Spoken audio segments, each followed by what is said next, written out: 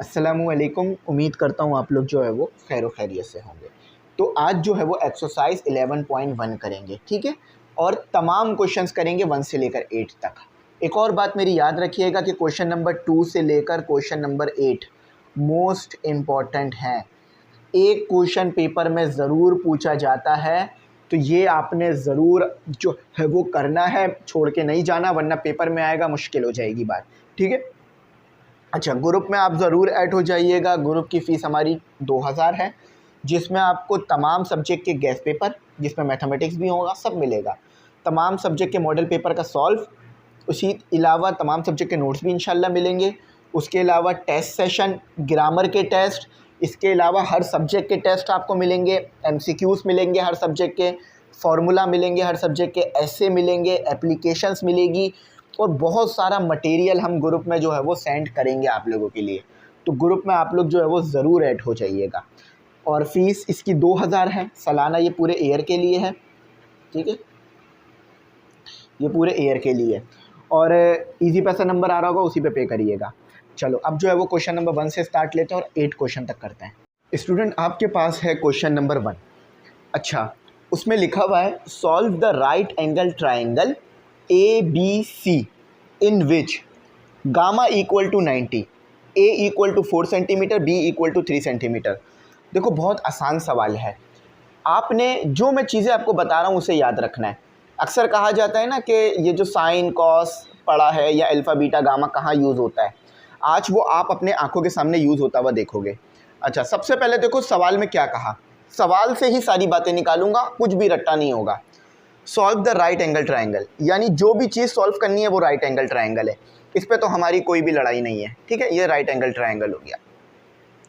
अब right angle triangle कैसे पता चलता है ये मुझे आप लोग बताओ और अपने पास लिख के रख लो। राइट एंगल ट्राइंगल उसी ट्राइंगल को बोलेंगे जिसमें कोई एक एंगल 90 का हो। तीनों एंगल 90 के नहीं होंगे, सिर्फ एक एंगल 90 का होगा। तो देखो यहाँ पर हमें 90 के दे भी दिया। अब इसमें 90 का एंगल कहाँ नज़र आ रहा है? वो एंगल जो परपेंडिकुलर हो। देखो यहाँ पर परपेंडिकुलर है ना, वो एंगल मतलब वो साइड्स जो दोनों आपस में परपेंडिकुलर होंगी, वहाँ पर 90 का एंगल बनेगा। अब परपेंडिकुलर से क्या मुराद है कि एक ऐसे आ जाए और एक ऐसे आ जाए, तो इस तरह वाला जो एंगल है वो 90 का होता है आपके पास। चलो, दो बातें तो क्लियर हो गई।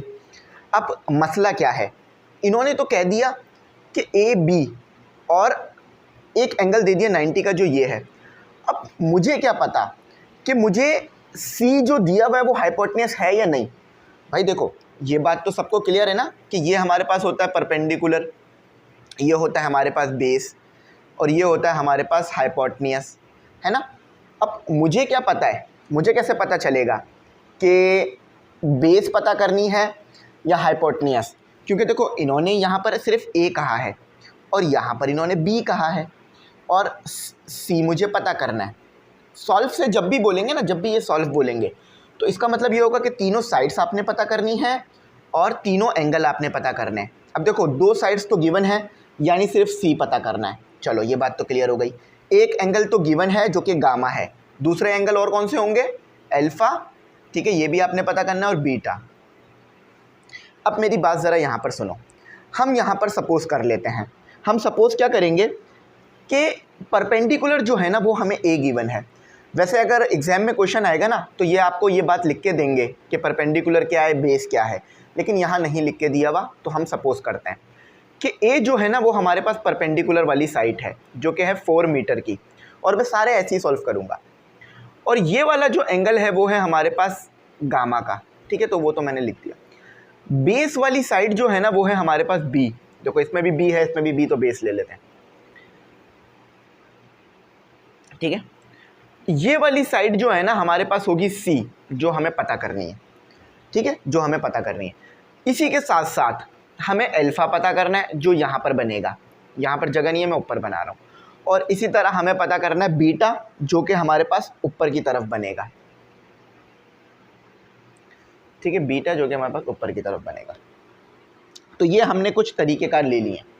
अब देखो, राइट एंगल ट्राइंगल है, उस पर आप क्या अप्लाई कर सकते हो? Pythagoras theorem.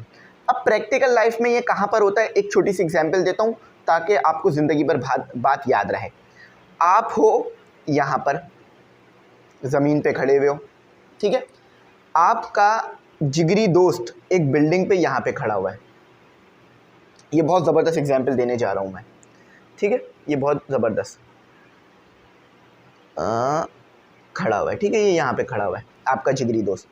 अब ये डिस्टेंस यहाँ से लेकर, आपसे लेकर, अब यहाँ से बना रहा हूँ, ठीक है, आपसे लेकर आपके दोस्त तक का डिस्टेंस, ये कैसे कैलकुलेट करोगे आप, ये कैसे कैलकुलेट करोगे, ठीक है। तो यहाँ पर आपके पास ये वाला कॉन्सेप्ट आएगा। मैं बोलूँ कि आपके और आपके दोस्त के दरमियान जो हाइपोटेन्यूस बन रही है, देखो आपके और आपके दोस्त के दरमियान जो ऐसे वाला डिस्टेंस बन रहा है ना, वो हाइपोटेन्यूस है। मैं पूछूं कि बताओ ये कैसे कैलकुलेट करोगे, तो ये वाला कॉन्सेप्ट आप हमेशा याद रखोगे, ठीक है।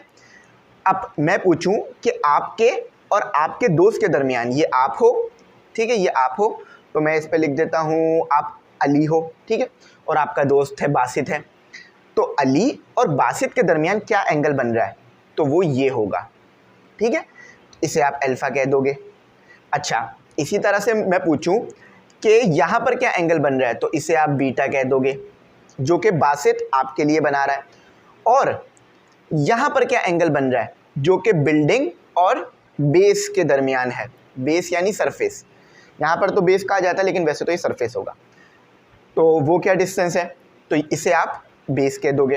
अब मैं पूछूं कि भाई आपके पास हाइपोटेन्यूस तो इतनी है, बेस इतनी है, आपका दोस्त कितने हाइट पे खड़ा हुआ है, तो वो आप परपेंडिकुलर जब पता करोगे ना, परपेंडिकुलर जब पता करोगे तो आपको वो हाइट पता चल जाएगी।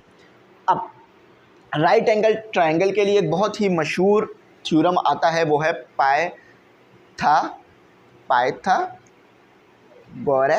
Theorem, TEOREM theorem.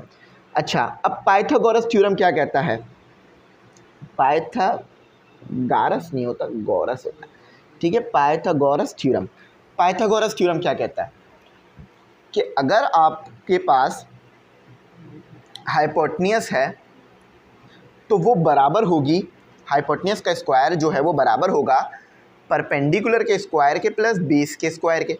अब हाइपोटेन्यूस क्या है, hypotenuse is the resultant of perpendicular और बेस, ठीक है, जब भी इन दोनों को ऐसे लिखा गया है।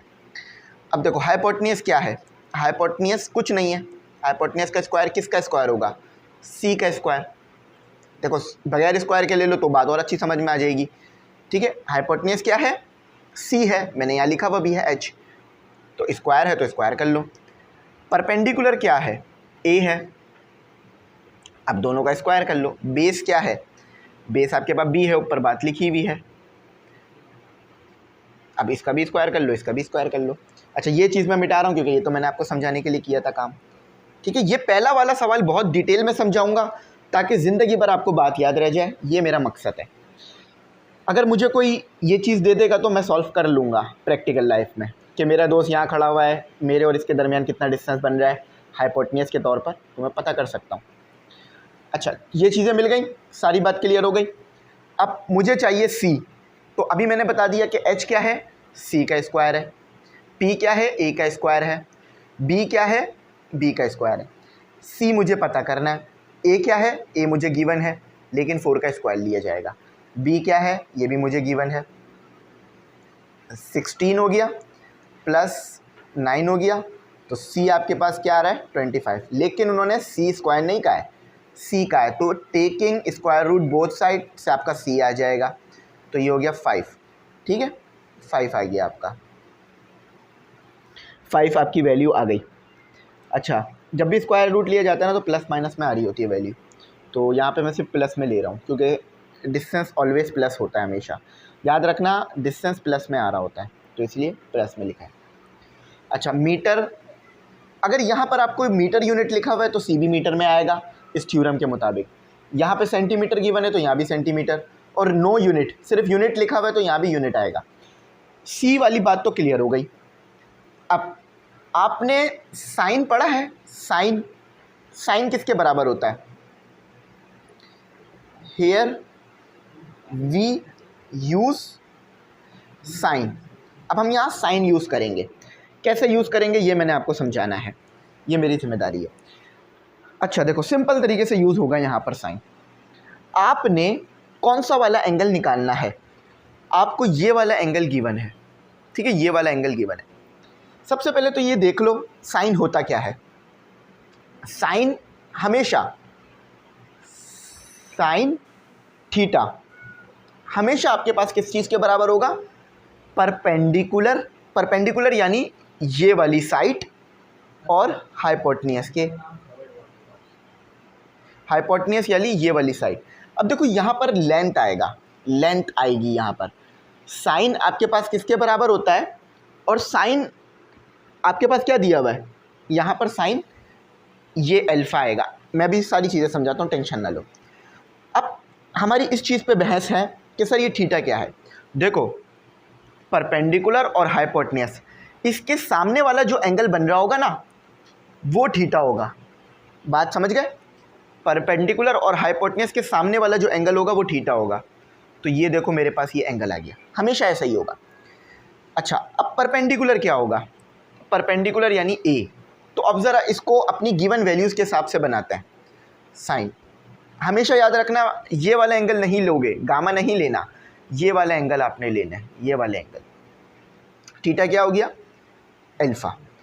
परपेंडिकुलर और हाइपोटेन्यूस, परपेंडिकुलर के सामने वाला एंगल हमेशा अल्फा होगा, वही साइन के साथ आएगा, वही थीटा होगा। मैंने सारी बातें क्लियर कर रहा हूँ।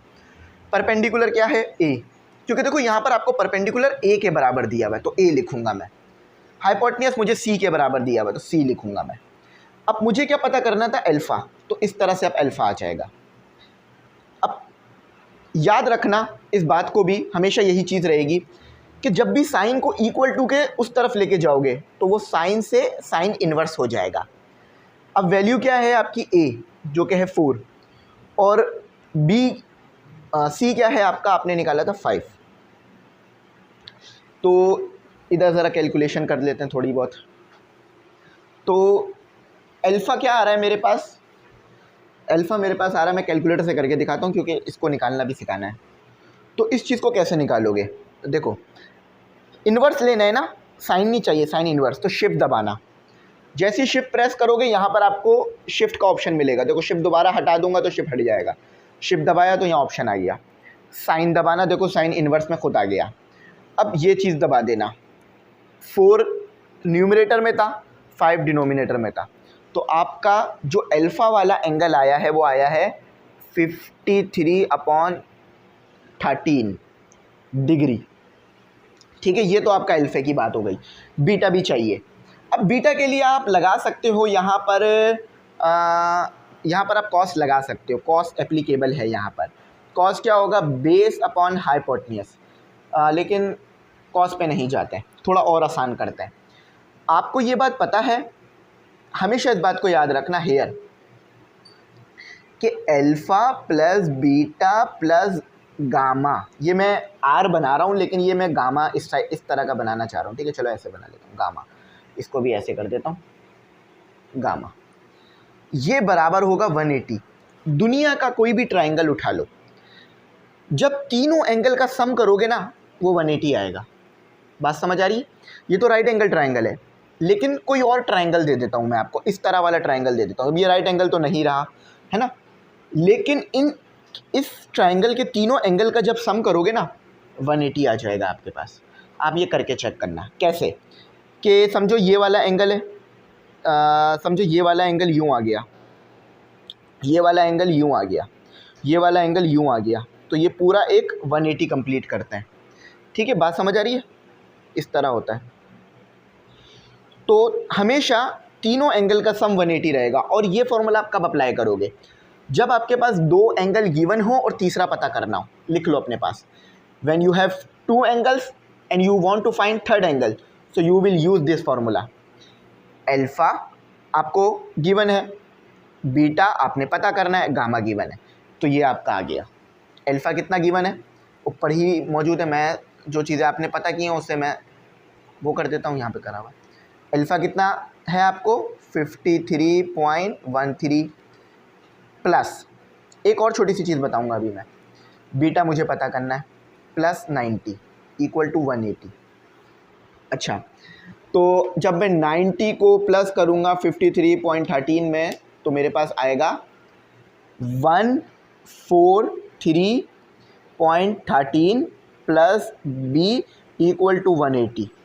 अब मुझे b पता करना है तो इसको उधर ले जाता हूँ, तो b इक्वल टू 180 माइनस 143.13, तो ये b की वैल्यू कुछ इस तरह से आती है मेरे पास निकल के 180 माइनस 143.13, तो ये मेरे पास आ रही है 36.87। अब देखो तीनों को मैं ऐड करूँगा ना 180 से थोड़ी कम वैल्यू आएगी। देखो 90 प्लस 53.30 प्लस 36.87, ये तो टोटल 180 हो गया, लेकिन कभी कभार ना ऐसी वैल्यू आ रही होगी, आपको ऐसी वैल्यू आ रही होगी। अब अभी तो ये बिल्कुल ठीक आया है क्योंकि हमने सारी वैल्यूज़ रख ली थी। कभी कभार इस तरह की वैल्यूज़ भी देखने को मिलेगी। उसकी वजह क्या है? क्योंकि ना कभी कभार पॉइंट के बाद कम नंबर भी लिए जा रहे होते हैं, तो उस सिचुएशन में भी आंसर गलत नहीं होगा, आंसर ठीक ही होगा। ठीक है, उस सिचुएशन में भी आंसर गलत नहीं होगा। जो भी वैल्यू आएगी ना आपकी, वो कभी भी तीनों एंगल को प्लस करके 180 से बड़ी नहीं आनी चाहिए। हमेशा 180 के बराबर या बहुत थोड़ा बहुत फ़र्क आना चाहिए, और 180 से थोड़ी छोटी, ज़्यादा बड़ी नहीं होनी चाहिए। तो स्टूडेंट यहाँ पर मेरे को आपको एक चीज़ समझानी है कि बुक में आंसर ऐसे तो नहीं दिया हुआ, मतलब बुक में अगर आप आंसर देखोगे तो ये चीज़ तो मैच कर रही है और ये चीज़ भी मैच कर रही है, लेकिन ये और ये वाला चीज़ मैच नहीं कर रही। इसकी वजह क्या है? इसकी वजह यह है कि ये आंसर हमने लिखा है डिग्री में, हमें आंसर लिखना है डिग्री और मिनट में। बात समझ रहे हो? उस वक्त मैंने इसलिए नहीं समझाया ताकि मैं आगे जाके समझा दूँ। मैंने इसका जवाब भी ऐसे ही लिखा, इसका जवाब भी ऐसे ही लिखा, लेकिन ये बुक में मैच नहीं कर रहा। उसकी वजह क्या है कि ये आंसर हमें डिग्री में दिए हुए हैं बुक में, जबकि डिग्री इंटू मिनट में दिए हुए हैं, डिग्री मिनट में दिए हुए हैं। अब कैसे करना है? कुछ नहीं करना, बस इस वाले 13 को पहले लिख लेना 0, मतलब पहले पॉइंट से पहले 0 लगाना है। क्यों? क्योंकि देखो यहाँ पर आपके पास पॉइंट से पहले एक और नंबर मौजूद है, तो उस नंबर की जगह यहाँ पर आप क्या लिख लोगे? 0, यानी 53 की जगह आपने क्या लिख लिया? 0। अब 13 आपने ऐसे ही लिखे रहने दिया। अब आपने मिनट में जाना है तो 60 से मल्टीप्लाई करा दोगे। आपके पास क्या आएगा? आपके पास यहाँ पर आएगा 0.13 मल्टीप्लाई बाय 60, आपके पास आएगा 7.8। अब इस 13 की जगह पर आप 7.8 लिख दो, तो ये अल्फ़ा आपका कितना आ गया? 53.7। तो ऐसे आपको बुक में दिया हुआ है। अब इसको भी वही बना लेते हैं। पॉइंट से पहले क्या लिख लेंगे? पॉइंट से पहले हम लिख लेंगे 0। ये असल में ना प्रीवियस क्लास में हमें कराया गया था। और 87 डिग्री है, मिनट में जाना है, तो 60 से मल्टीप्लाई कर देंगे, तो ये कितना बन जाएगा आपके पास? 0.87 मल्टीप्लाई बाय 60, तो ये आपके पास बन गया 53.4। अब इस 86 की जगह आप क्या लिख दो? 53.4। तो b क्या आएगा आपके पास? 36 तो एज इट इज आ गया, 53 लिख दो बस, 53। ये आपका, अब देखते हैं बुक से मैच कर रहा है या नहीं कर रहा। हाँ, तो अब एक्यूरेट बुक से मैच कर रहा है कि ये लिख के दिया हुआ है 53.7, बिल्कुल सही है। और b आपको दिया हुआ है 36 अच्छा ये भी लगा दो, ये भी लगा दो। इसकी वजह क्या है कि अब आप डिग्री में नहीं रहे हो, मिनट में आ गए हो। ये चीज़ आगे भी यूज़ होगी तो मैं वहाँ तो डायरेक्ट कराऊंगा, लेकिन यहाँ मैंने इसको सिर्फ समझाने के लिए लिखा। तो चलो अब इसका जो है ना वो पार्ट 2 करते हैं। तो ये है आपके पास स्टूडेंट आपका क्वेश्चन। अब इसको आपने किस में ले जाना है? इसको आपने जो है वो सी पता करना है पहले, उसके बाद अल्फ़ा पता करना है और फिर बीटा पता करना है। तो चलो इसको करते हैं। देखो यहाँ पर हमारे पास ये आ गया हमारा राइट एंगल ट्रायंगल, सिंपल जो मैंने समझाया था पहले। ये अल्फ़ा, ये गामा, ये बीटा, ठीक है, अल्फ़ा बीटा गामा। ये ए, ये बी, ये सी। ये क्या हो गई? बेस, जो कि आपके पास किसके बराबर है? बी के, और बी किसके बराबर है? 5 सेंटीमीटर के, सॉरी मीटर के। और ये हो गई आपकी परपेंडिकुलर, जो कि आपके पास किसके बराबर है? ए के, और ये आपके पास किसके बराबर है? 12 मीटर के। ये वाली साइड आपके पास हो गई हाइपोटेन्यूस, जो कि आपके पास किसके बराबर है? सी के, जो कि आपको पता ही नहीं है, तो आपको यही तो पता करनी है। अब इसे सॉल्व करते हैं। भाई देखो राइट एंगल ट्रायंगल है तो पाइथागोरस थ्योरम एप्लीकेबल रहेगा। तो पाइथागोरस थ्योरम क्या रहेगा हमारे पास, Pythagoras theorem, THEOREM। Pythagoras theorem क्या है हमारे पास, हाइपोटेनस का square is equal to perpendicular का स्क्वायर बेस का स्क्वायर।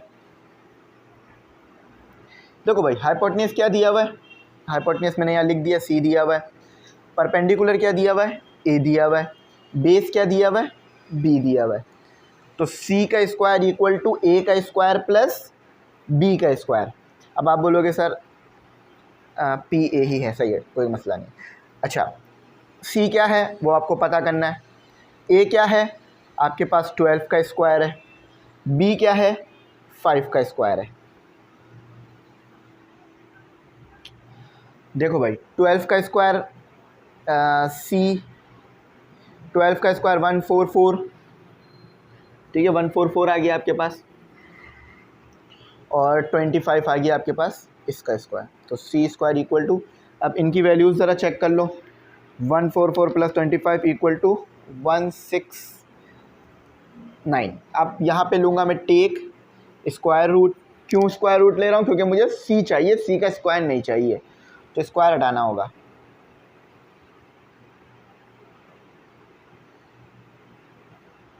तो C आपका क्या आ गया, देखो जब भी आप स्क्वायर रूट लोगे ना तो ये आएगा 13, ठीक है 13 आ गया आपका।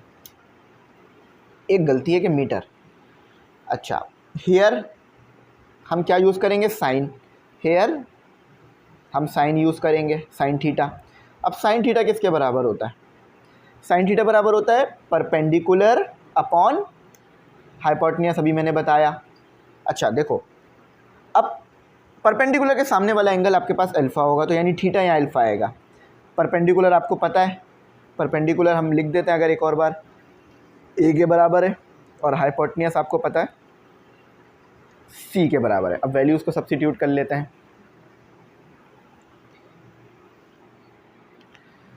तो यहाँ आ गया आपका sine alpha equal to A upon C। Perpendicular क्या है A और हाइपोटेन्यूस क्या है C। अच्छा आपको अल्फ़ा चाहिए तो साइन को उधर ले जाना होगा, इन्वर्स में हो जाएगा। A क्या है आपके पास, ये चीज़ मैंने बता दी थी ना कि अगर साइन को उधर ले जाओ तो वो इन्वर्स में हो जाता है। A क्या है आपके पास 12 और डिवाइड में आ गया आपका 13। डायरेक्ट सॉल्व कर सकते हो आप, ये वाला बटन दबाओगे शिफ्ट हो जाएगा, साइन 13 डिवाइडेड 13 ऊपर नीचे आएगा, 12 ऊपर आएगा। अब ये आंसर बुक जैसा नहीं आया है, लेकिन ये गलत नहीं है, ठीक आंसर है। ये पूरा डिग्री में आ रहा है, इसको डिग्री से आपको किस में ले जाना है, डिग्री मिनट में ले जाना है।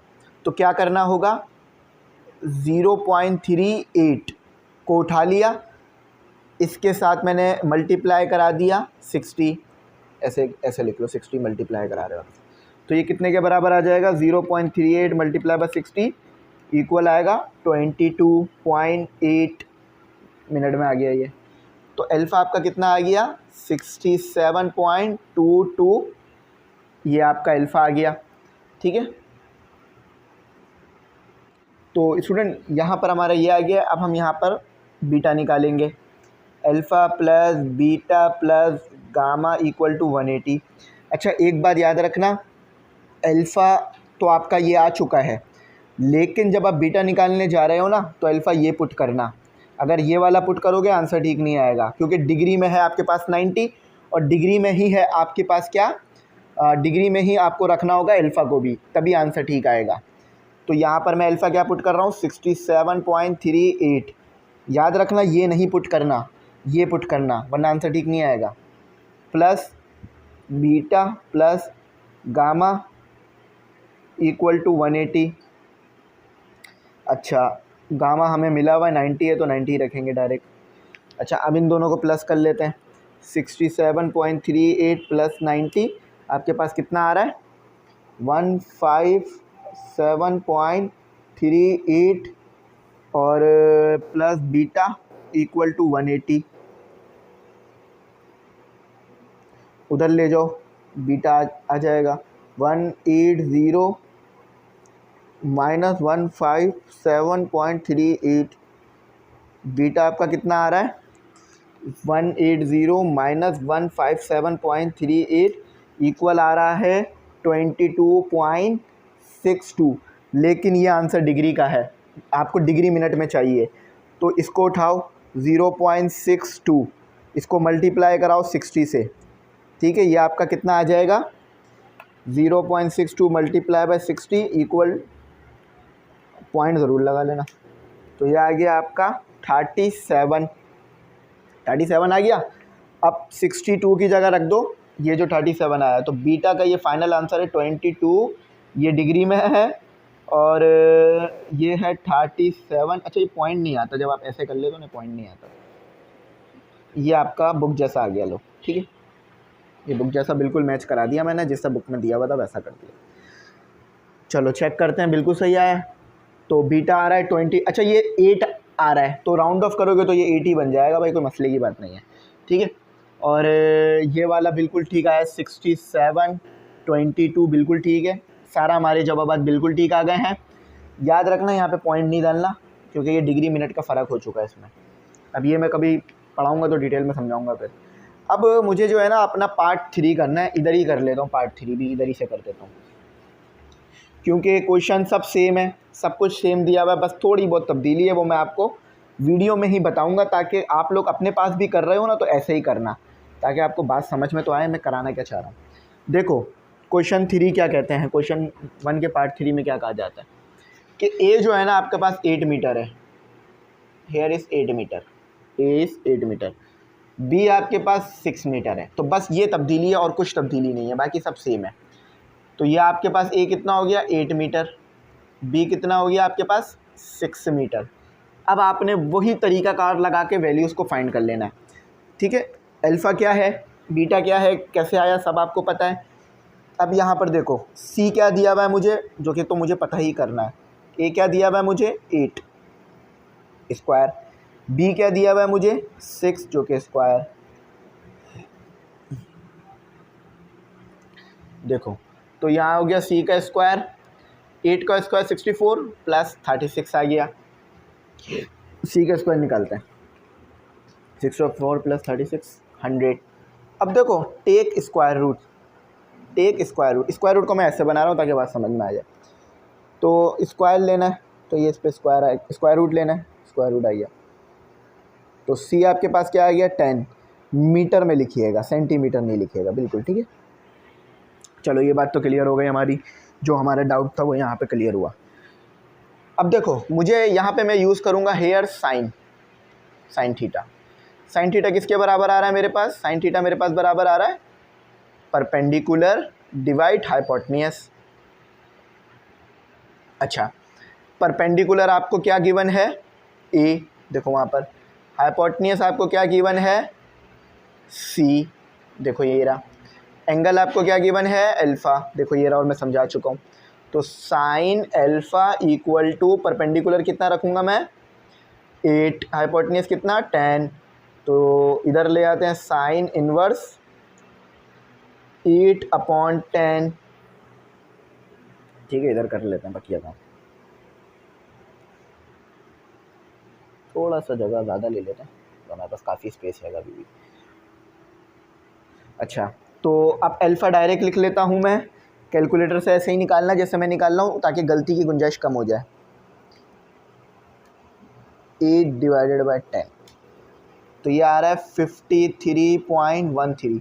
मगर क्या मसला है कि ये रेडियन, ये डिग्री में आया हुआ है, तो इसको रेडियन में ले जाना है तो क्या, इसको डिग्री मिनट में ले जाना है तो क्या करोगे, इसको उठाओ, पॉइंट आगे लगाओ, 13 लगा लो और मल्टीप्लाई 60 से कर दो। तो ये आ गया आपका 0.13 मल्टीप्लाई बाय 60, 7.8। तो इस 13 की जगह पर 7 पुट कर दो, पॉइंट पुट नहीं करना। तो 53.7, पॉइंट नहीं आएगा क्योंकि आप यहाँ पर इसे डिग्री से मिनट में ले गए हो। चलो ये आपका हो गया, ठीक है। चेक कर लेने का सही आ रहा है, हाँ बिल्कुल ठीक आ रहा है। 53 अल्फ़ा आ रहा है 53.7। अच्छा, अब यहाँ पे मुझे बीटा भी इसी तरह निकालना है, लेकिन बीटा निकालने के लिए अल्फ़ा यही वाला यूज़ होगा, ये वाला यूज़ नहीं करिएगा, आंसर गलत आ जाएगा। तो alpha plus beta plus gamma equal to 180। Alpha कितना है ऊपर वाला लिखिएगा 50, क्योंकि डिग्री में काम कर रहे हैं हम। 53.13। बीटा कितना है वो तो निकालना ही है, गामा 90 और 180। 53.13 को ऐड करिए, 53.13 प्लस 90 इक्वल टू 143.13, और 180 से अब ये माइनस होगा, उधर जाकर तो 180 से इसे माइनस लीजिए, 143.13, तो बीटा इक्वल टू 180 माइनस 143.13 आपके पास आ रहा है 36.87। अब मसला ये डिग्री में, रेडियन में ले जाने के लिए क्या, सॉरी मसला ये डिग्री में है, तो इसको मुझे मिनट में ले जाना है इस वाले पार्ट को, तो 0 आगे लिखूँगा और पॉइंट लगाकर 87 मल्टीप्लाई 60, तो 0.87 मल्टीप्लाई 60 इक्वल टू 52.2, तो इसकी जगह 52 लिख दो। बीटा आपके पास आ रहा है 36.52। अच्छा, इसमें यहाँ डिग्री आएगा, यहाँ पर मिनट का आ जाएगा। चलो चेक करते हैं सही है, तो अल्हम्दुलिल्लाह बिल्कुल ठीक आया। अच्छा ये 3 लिख लो, क्योंकि राउंड ऑफ करोगे तो 3 बन जाएगा। तो 36.53 बीटा आया है, C10 मीटर आया है, और अल्फ़ा कितना आया है 53.7 मिनट। ठीक है, बिल्कुल सही है। लेकिन अब जो इसका ये क्वेश्चन 1 का पार्ट 3 करा है, लेकिन अब इसका जो पार्ट 4 है ना वो थोड़ा सा अलग होगा, वो मैं सिखाता हूँ कैसे करना है। अच्छा पार्ट 4 देखिए, पार्ट 4 में आपको कहा जाता है कि C equal to 8 metre and B equal to 42 और 13 मिनट। अब देखो मसला क्या है, आपको पहले इसे मिनट से डिग्री में करना होगा। पहले तो डिग्री से मिनट में जा रहे थे, लेकिन अब मिनट से डिग्री का क्या चक्कर है। देखो बहुत आसान है, कोई मसला नहीं है। ये B को ऐसे ही लिखे रहने दो, 42, ठीक है, यहाँ प्लस लगा दो, यहाँ पर प्लस लगा दो, और 30 डिवाइड कितना कर दो 60 को, तो अब ये मिनट से डिग्री हो जाएगा। तो अब बीटा आपका क्या आ रहा है, मैं कैलकुलेट करके बताता हूँ। देखो ऐसे करना, 42 प्लस 30 डिवाइडेड बाई 60, तो ये आ गया आपका 42.5। 42.5 ये अब आप किस में आ चुके हो, ये अब डिग्री से, सॉरी मिनट से डिग्री की तरफ जा चुके हो। अब मैं उम्मीद करता हूँ ये समझ में आ गई होगी बात। वैसे तो आसान है, कोई मुश्किल नहीं है, लेकिन फिर भी हो सकता है कि थोड़ा मुश्किल हो रही हो, लेकिन मैं उम्मीद करता हूँ समझ गई होगी। अब यहाँ पर आ जाएगा आपका डिग्री का साइन, और ये पॉइंट भी आ जाएगा। अब यहाँ पर आपने कैलकुलेट करना है अल्फ़ा। तो आपको देखो अल्फ़ा कैलकुलेट करने के 2 तरीके हैं। ट्रायंगल बना नहीं रहा हूँ मैं, ट्रायंगल आपको पता है किस तरह से, मैं फिर भी बता देता हूँ बना के, ताकि अच्छा कॉन्सेप्ट डेवलप हो जाए। देखो ये अल्फ़ा आपको कैलकुलेट करना है, ये अल्फ़ा तो नहीं है, गामा लग रहा है। अल्फ़ा कैलकुलेट करना है, ये आपका गामा है जो कि आपको गिवन है, ये आपका बीटा है, ये भी आपको गिवन है इस वक्त। अब आपको गिवन क्या नहीं है, आपको गिवन क्या नहीं है, ये C भी इस बार गिवन है 8 मीटर गिवन नहीं है, तो आपको क्या नहीं है, ये A गिवन नहीं है जो कि अननोन है, जो कि आपका परपेंडिकुलर है, ठीक है, और ये बेस आपको गिवन नहीं है जो कि आपका B है, जो कि आपका B है, ये भी गिवन नहीं है, ठीक है। ये 2 चीज़ें आपको पता करनी है। अच्छा याद रखना, ये परपेंडिकुलर है और ये बेस है, ये याद रखना। PER पूरा लिख देता हूँ, S पूरा लिख देता हूँ, ताकि आपको बात समझ में आ जाए ना, इसलिए मैंने ऐसा लिखा है।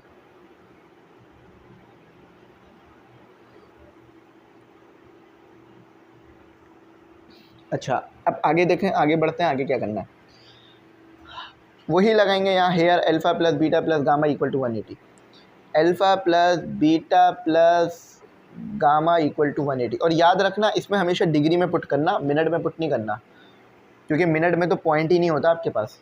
देखो ना मिनट में पॉइंट कहाँ है, तो अल्फ़ा क्या है वो तो पता करना है, बीटा क्या है 42.5 डिग्री कर कर है, और गामा क्या है 90 डिग्री कर कर है, 180 आपके पास ये ओवरऑल है 42.5 plus 90 equal to 132.5 equal to 180। अब तक ये आपका आ जाएगा 180 माइनस 132.5 डिग्री। अच्छा 180 माइनस 132.5 तो 47.5। मसला ये डिग्री में आया है, इसको मिनट में चाहिए, तो 0.5 multiply by 60 equal to 0.5 multiply by 60 equal to 30। ठीक है, तो यह आ गया 47 पॉइंट हट जाएगा, डिग्री का साइन यहाँ आ जाएगा 30, ये आपका मिनट में चला गया। ये अल्फ़ा हो गया, बीटा आपका ये हो गया, गामा आपका वो हो गया, एंगल तो तीनों हो गए हमारे। ठीक है, अब हमने पता करना है क्या कहते हैं अपना सी, और सी दिया हुआ है, ए और बी पता करना है। तो देखो हेयर क्या मैं ये यूज़ कर सकता हूँ कि साइन अल्फ़ा है ना, जो कि बराबर किसके था, परपेंडिकुलर और हाइपोटेन्यूज के। अब परपेंडिकुलर क्या है, देखो भाई साइन अल्फ़ा तो एज इट इज़ रहेगा है ना, परपेंडिकुलर क्या है, ए है, हाइपोटेन्यूज क्या है, सी है। तो यहाँ ज़रा वैल्यू पुट करो, ये क्या है, अल्फ़ा कितना गिवन है, याद रखना अल्फ़ा ये पुट नहीं करा जाएगा, ये मिनट में है। अल्फ़ा जब भी पुट होगा डिग्री वाला पुट होगा, अल्फ़ा ये वाला पुट होगा हमेशा। सॉल्व करने के लिए हमेशा ये चीज़ यूज़ करेंगे, लेकिन आंसर इसमें लिखेंगे बस 47.5 डिग्री। ये यहाँ डिवाइड हो रहा है, वहाँ आके मल्टीप्लाई होगा सी ए।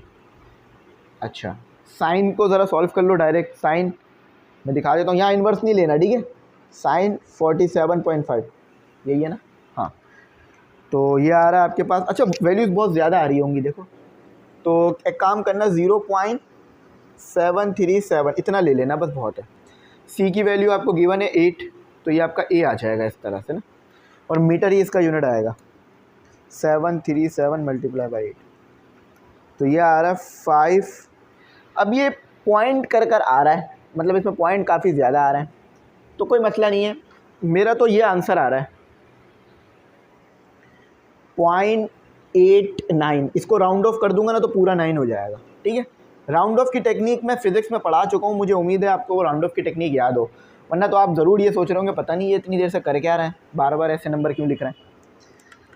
राउंड ऑफ लिख लेना, राउंड ऑफ टेक्निक एमी इंग्लिश सेंटर वीडियो मिल जाएगी। एक चीज़ मैं समझा चुका हूँ आप लोगों को, ये तो अच्छा है आप नेट से पढ़ रहे हो तो आप बार बार देख सकते हो, रिवीजन ले सकते हो। बात तो हो गई हमारी क्लियर। अब मैं क्या कहना चाह रहा था, मैं कहना चाह रहा था कि मुझे इसी तरह से वो भी पता करना है अपना, क्या कहते हैं बी के लिए पाइथागोरस थ्योरम लगा लो, या चाहो तो कॉस लगा लो, लेकिन पाइथागोरस थ्योरम लगाते हैं। देखो आपके पास चीज़ें आती रहेंगी और आपको बात समझ में आती रहेगी कि अब मैंने आगे क्या करना है। पाइथागोरस थ्योरम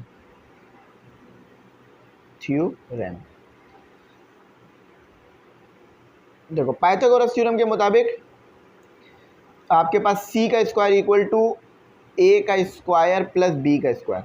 आपको ये बी पता करना है तो उधर ले जाओ, C square minus A square equal to B square. C कितना दिया हुआ है 8, लेकिन आपको उसको स्क्वायर रखना पड़ेगा। ए कितना दिया हुआ है 5.9 और उसका स्क्वायर, बी का स्क्वायर, बी को पहले लिख लो। इन दोनों को सॉल्व कर लो कैलकुलेटर से डायरेक्ट, 8 का स्क्वायर माइनस 5.9 का स्क्वायर, डायरेक्ट भी सॉल्व हो जाएगा, ये मसला नहीं है, ये दबा देना इस पर आ जाएगा 29.19। अब आपको स्क्वायर नहीं चाहिए, स्क्वायर रूट लेना पड़ेगा, तो स्क्वायर रूट ले लो 29.19, तो ये बी आ गया। अब 29.19 करोगे तो 5.4 आ जाएगा आपके पास। ये भी आई थिंक राउंड ऑफ ही हुआ होगा, देख लेते हैं कितना राउंड ऑफ हुआ है। असल में बुक जैसा बनाने के लिए ना बुक के मुताबिक राउंड ऑफ करता हूँ मैं, लेकिन ये कोई राउंड ऑफ नहीं है, ये यही है। तो हमने 3 चीज़ें निकाली। हमने अल्फ़ा निकाला जो कि हमारा आ रहा था 47:30 मिनट। हमने ए निकाला जो कि आ रहा था 5.9 मीटर, यूनिट इन्होंने नहीं लिखा हुआ लेकिन मीटर है। और बी निकाला हमने 5.4 मीटर। आई होप आपको अच्छी बात समझ आई होगी। अब मैं वीडियो रोकता हूँ और पार्ट 5 लिखता हूँ। उसमें सिर्फ अल्फ़ा और बीटा दे दिया आपको, सॉरी ए और अल्फ़ा दे दिया है, लेकिन कोई मसले की बात नहीं है, कोई टेंशन परेशानी वाली बात नहीं है, आसानी से हो जाएगा। अच्छा, तो क्वेश्चन देखो क्या है। क्वेश्चन में चाह रहा था कि आपके सामने लिख दूँ कि ए इक्वल टू 140 मीटर, काफ़ी बड़ी वैल्यू दी है, और अल्फ़ा इक्वल टू 3820 मिनट। ये डिग्री, ये मिनट। अब आपको वही काम करना है। गामा तो मौजूद है, अल्फ़ा हैगा, तो यानी आपको यहाँ पर बस बीटा निकालना है। लेकिन मसला ये है कि ये मिनट में है, इसको डिग्री में लाना पड़ेगा। तो सोल्यूशन लिखो, अल्फ़ा इक्वल टू, अच्छा मिनट से डिग्रीज में जाना आसान है क्योंकि सिर्फ प्लस लगाओ और उसके नीचे 60 डिवाइड कराओ, प्लस लगाओ और 60 को उसके नीचे डिवाइड कराओ। अब इसके पीछे की लॉजिक मुझे उम्मीद है आपको पता होगी कि मैंने पढ़ाया था पहले, नहीं पता तो मैं फिर बता दूंगा, मसला नहीं है, लेकिन अभी थोड़ा टाइम ज़्यादा निकल जाएगा। देखो 38 plus 20 divided by 60 equal to 38। इसमें तो कोई तब्दीली नहीं होती, 38 और 3 ये डिग्री में हो गई है आपकी बात। हेयर आप लगाओगे एक फार्मूला, हेयर वी नो, जैसा कि हम जानते हैं दैट कि alpha plus beta plus gamma equal to 180। Alpha ये वाला पुट करिएगा, ठीक है। ये सिर्फ आंसर में देने के लिए तो ठीक है, लेकिन वैल्यूज़ यही पुट होगी डिग्री वाली। तो अल्फ़ा कितना है 38.33, बीटा तो आप फाइंड ही करना चाह रहे हैं, गामा आपको 90 दे दिया उन्होंने, और इक्वल टू 180 रहेगा आपके पास। 38.33 plus 90 is equal to beta plus 128.33 equal to 180। तो beta equal to 180 minus 128.33, beta निकाल लीजिए और इसको उसमें भी लिखिएगा डिग्री में, डिग्री मिनट में। तो आंसर आ रहा है आपका 51.67। अब लेकिन मसला ये है कि मुझे इसे डिग्री मिनट में लिखना है, तो 0.67 60 multiply equal to 0.67 multiply by 60 equal to 40। तो बीटा का ये फाइनल आंसर आ रहा है 51 डिग्री 40 मिनट। ये आपका जवाब हो गया। ये तो बीटा के लिए काम हुआ है अभी आपके पास। अब इसी तरह से आपने और भी चीज़ों को फाइंड कर लेना है। देखो अब मैंने क्या फाइंड करना है, हेयर साइन यूज़ करेंगे हम, हेयर साइन, बिल्कुल पूरे ही लिखते हैं ना, here we use sine theta.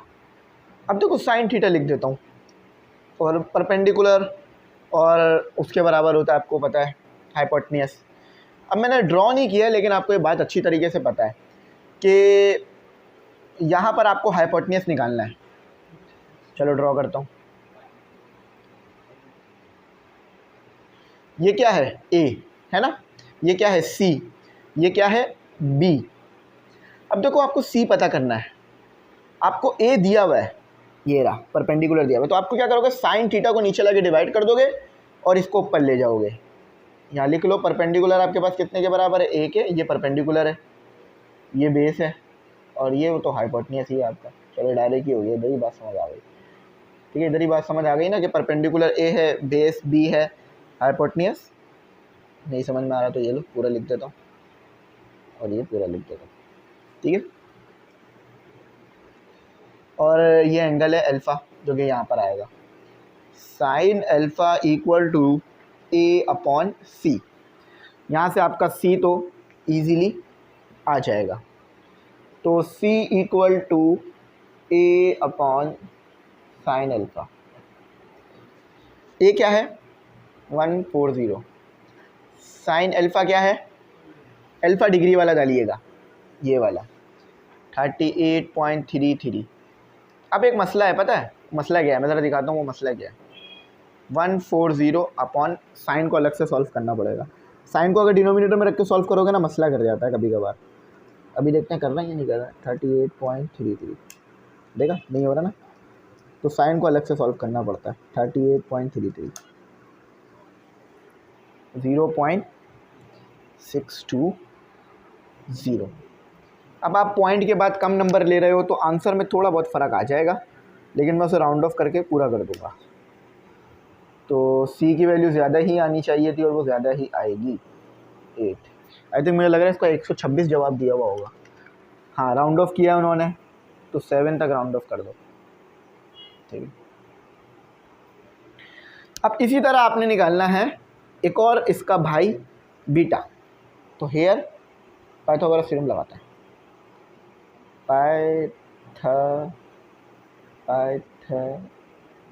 Sorry spelling गलत लिख दी। Pythagoras theorem. पाइथागोरस थ्योरम क्या है, c का स्क्वायर इक्वल टू b का स्क्वायर, या a का स्क्वायर पहले लिख लो, वैसे तो ऐड ही हो रहा है तो कोई मसला नहीं बनेगा। b का स्क्वायर उधर ले जाओ, c कितना दिया हुआ डायरेक्ट पुट कर दो 225.7 इसका स्क्वायर। अब इसको पहले स्क्वायर लोगे फिर b से माइनस करोगे, b वहाँ जाके माइनस हो रहा है, इससे अच्छा डायरेक्ट कैलकुलेटर यूज़ करो, मैं सिखा देता हूँ यूज़ करना। अच्छा b तो पता ही करना है ना, a को उधर लेके जाना पड़ेगा। तो a कितना दिया हुआ है 140 और इसका स्क्वायर इक्वल टू b का स्क्वायर। समझ में आई ना क्या बात किया, a को उधर ले गया हूँ, b रह गया आपका, तो b का स्क्वायर। देखो दो तरह के बच्चे हैं कि पहले 225.7 का स्क्वायर फिर माइनस 140 इसका स्क्वायर फिर माइनस, ये गलत तरीका है, ये आपका टाइम वेस्ट होगा। इससे डायरेक्ट कैलकुलेटर का यूज़ करो ना, ठीक है। अब आप कहोगे बहुत बड़ा नंबर आ रहा है, ये बात बिल्कुल ठीक है। अब मैं एक छोटी सी बडिंग नहीं लिख रहा हूँ, डायरेक्ट स्क्वायर रूट लगा रहा हूँ, जगह है नहीं इसलिए। तो 3 1 और ये बड़ा नंबर ही आना था, ठीक है, मसला नहीं है कोई। अभी स्क्वायर रूट लोगे छोटा नंबर हो जाएगा। 31340, तो ये देखो b स्क्वायर से स्क्वायर रूट तो कैंसिल। अब जब इसका स्क्वायर रूट कैसे लोगे, देखो डायरेक्ट ऐसे कर लो, ये भी एक तरीका है, ठीक है। 177। अब मैंने क्या किया मैं बताता हूँ। देखो ये जो चीज़ है ना आपका आंसर है। अब अगर मैं यहाँ पर ना आंसर लिखकर +1 करूँगा तो जो पहले वैल्यू आई थी ना उसमें +1 होकर आएगा, देख रहे हो, तो आंसर आ जाता है इस तरह से आपका। तो कुछ पॉइंट मैंने शायद एक पॉइंट और भी था, बस इतना ही छोड़ देते, मसला नहीं है। अब चेक करते हैं सही आया या गलत आया, बुक से चेक करते हैं। तो सबसे पहले है बीटा 51.40 मिनट, बिल्कुल ठीक है, 51 डिग्री 40 मिनट। डी जो कि पहले दे दिया है 177, कोई मसला नहीं है। सी 225.7, बिल्कुल ठीक आ गया। आपके सामने इसका सोल्यूशन है, मैं उम्मीद करता हूँ आप लोग इसे अच्छा समझ लोगे। अब हम करते हैं अपना पार्ट 6 ताकि ये कंप्लीट हो जाए क्वेश्चन। अब आपके सामने ये क्वेश्चन बड़ा था भाई, देखो क्वेश्चन छोटा नहीं था, क्वेश्चन में काफ़ी कुछ था। तो चलो वो पार्ट भी करते हैं, मतलब पार्ट 6 करते हैं। तो ये है आपका आखिरी पार्ट। सिंपल है, बात समझ में आ रही है, लेकिन फिर भी मैं थोड़ा डिटेल में जाऊंगा लेकर ताकि समझ में आ जाए, और बात अगर कुछ मुश्किल हो रही है। सबसे पहले इसको कर लेते हैं कि मुझे इसको डिग्री में लाना है, डिग्री में नहीं है ये। अल्फ़ा को पहले लिखते हैं, alpha equal to 41 + 50 divided by 60। Alpha equal to देखो 41 + 50, देखो 41 + 50 divided by 60, it is sorry, तो ये अपना आंसर 41। ये असल में ना मसला है, अब तक क्या आ रहा है 50 डिवाइडेड बाय 60, ठीक है, आप सही, ठीक है। 41.83 ये डिग्री में आ गया है। अब डिग्री में आ जाने के बाद हमारा काम यहाँ ख़त्म नहीं होता, यहाँ से हमारा काम शुरू ही है, मज़ीद हम फर्दर चलेंगे। अब हम यहाँ पर लगाएंगे हेयर, वी नो डैट, हम क्या जानते हैं कि अल्फ़ा का square plus beta plus gamma का स्क्वायर 180 के बराबर रहता है। What is alpha? ये नहीं, ये 41.83। What is beta? वो तो आपको पता करना है। What is gamma? 90 और 180, दोनों को कहना सॉल्व ज़रा। 41, चले मैं खुद ही कर लेता हूँ।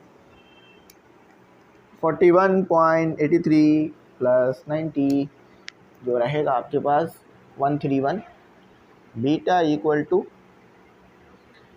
बीटा प्लस 131.83 इक्वल टू 180, उधर ले जाइए 180, ये इक्वल आ जाएगा माइनस 131.83, तो बीटा देखिए ज़रा 180 माइनस 131.83 48.17। मसला भी यहाँ फिर वही है कि डिग्री में है, हमें रेडियन में चाहिए, तो सॉरी ये डिग्री में है, हमें डिग्री मिनट में चाहिए। तो हम क्या करेंगे, 0.17 मल्टीप्लाई बाय जस्ट 60, तो 0.17 मल्टीप्लाई बाय 60 इक्वल टू 10.2 लिख दो ज़रा बीटा के साथ। 48 डिग्री में है और 10 जो है वो मिनट में है। ये सिर्फ बीटा के लिए था। तो यहाँ तक आपको मैं उम्मीद करता हूँ बात अच्छी समझ में आ गई होगी। अब देखो यहाँ से हमने निकालना है अपना बी और सी, ए और सी सॉरी, ठीक है। तो यहाँ हम इस्तेमाल करेंगे कॉस थीटा।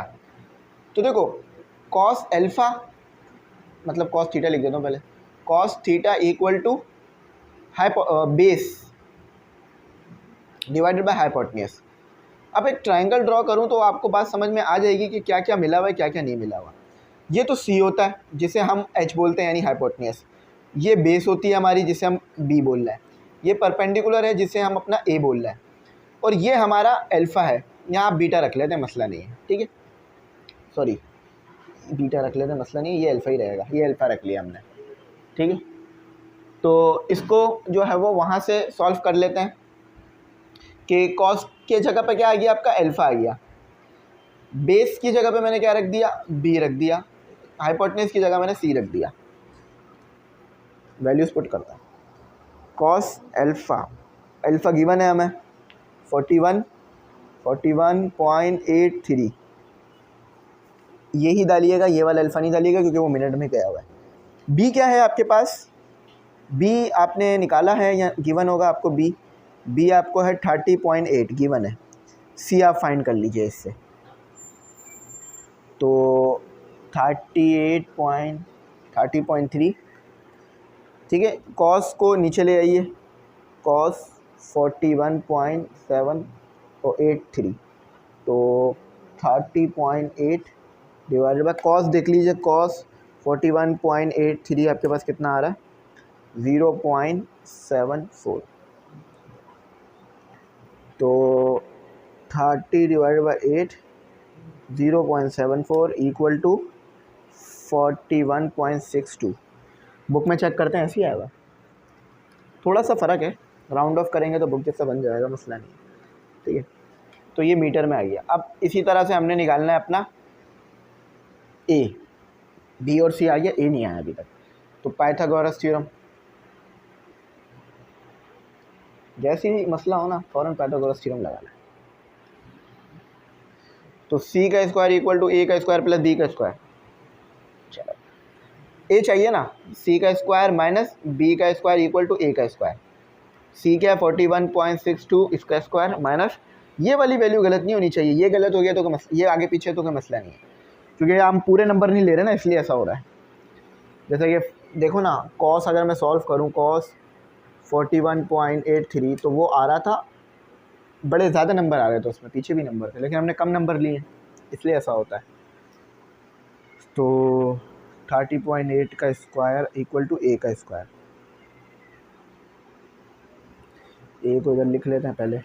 अब देखो 41.662 का डायरेक्ट स्क्वायर ले लो, माइनस 30.8 का स्क्वायर ले लो, तो ये आ रहा है 783.58।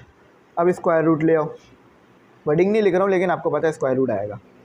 अच्छा, अब देखो ये जो चीज़ है ना वो आंसर में सेफ हो चुकी है, ये जो चीज़ है ना वो आंसर में सेफ हो चुकी है। तो अगर आप दबाकर ये दबाओगे ना तो जो पहले आंसर आया था ना वही यहाँ पर आएगा। देखो देख रहे हो 27। अब ये कैसे हो मैं फिर बताता हूँ, पहले चेक कर लेना सही निकाला है गलत निकाला है। हाँ चलो सही है, इसको यहीं छोड़ते हैं। देखो फॉर एग्जाम्पल आपने 2 + 2 किया 4, तो अब ये 4 ना आपके आंसर में सेफ हो गया है। तो अगर मैं यहाँ लिखूँगा 4 + 1 तो क्या, सॉरी आंसर +1 तो क्या आएगा 5। अब 5 सेफ हो गया आंसर में। अब मैं लिखूँगा आंसर +1 क्या आएगा, नहीं आंसर +4 क्या आएगा 9। देख लो, तो इसको ऐसे भी यूज़ कर सकते हो कैलकुलेटर को। तो आई होप यहाँ तक आपको समझ में आ गया होगा। तो स्टूडेंट यहाँ पर है आपके पास आपका क्वेश्चन नंबर 2। अच्छा देखो क्वेश्चन नंबर 2 को मैंने इस तरह समझाना है कि बात बहुत अच्छी समझ में आए इंशाल्लाह। अच्छा अब देखो आपको यहाँ पे कहा जा रहा है अ वर्टिकल स्टिक, यानी एक स्टिक है, और आप सबको पता है स्टिक क्या होती है, कोई भी लकड़ी, ठीक है। तो एक स्टिक है, अब उन्होंने स्टिक को क्या कहा है वर्टिकल।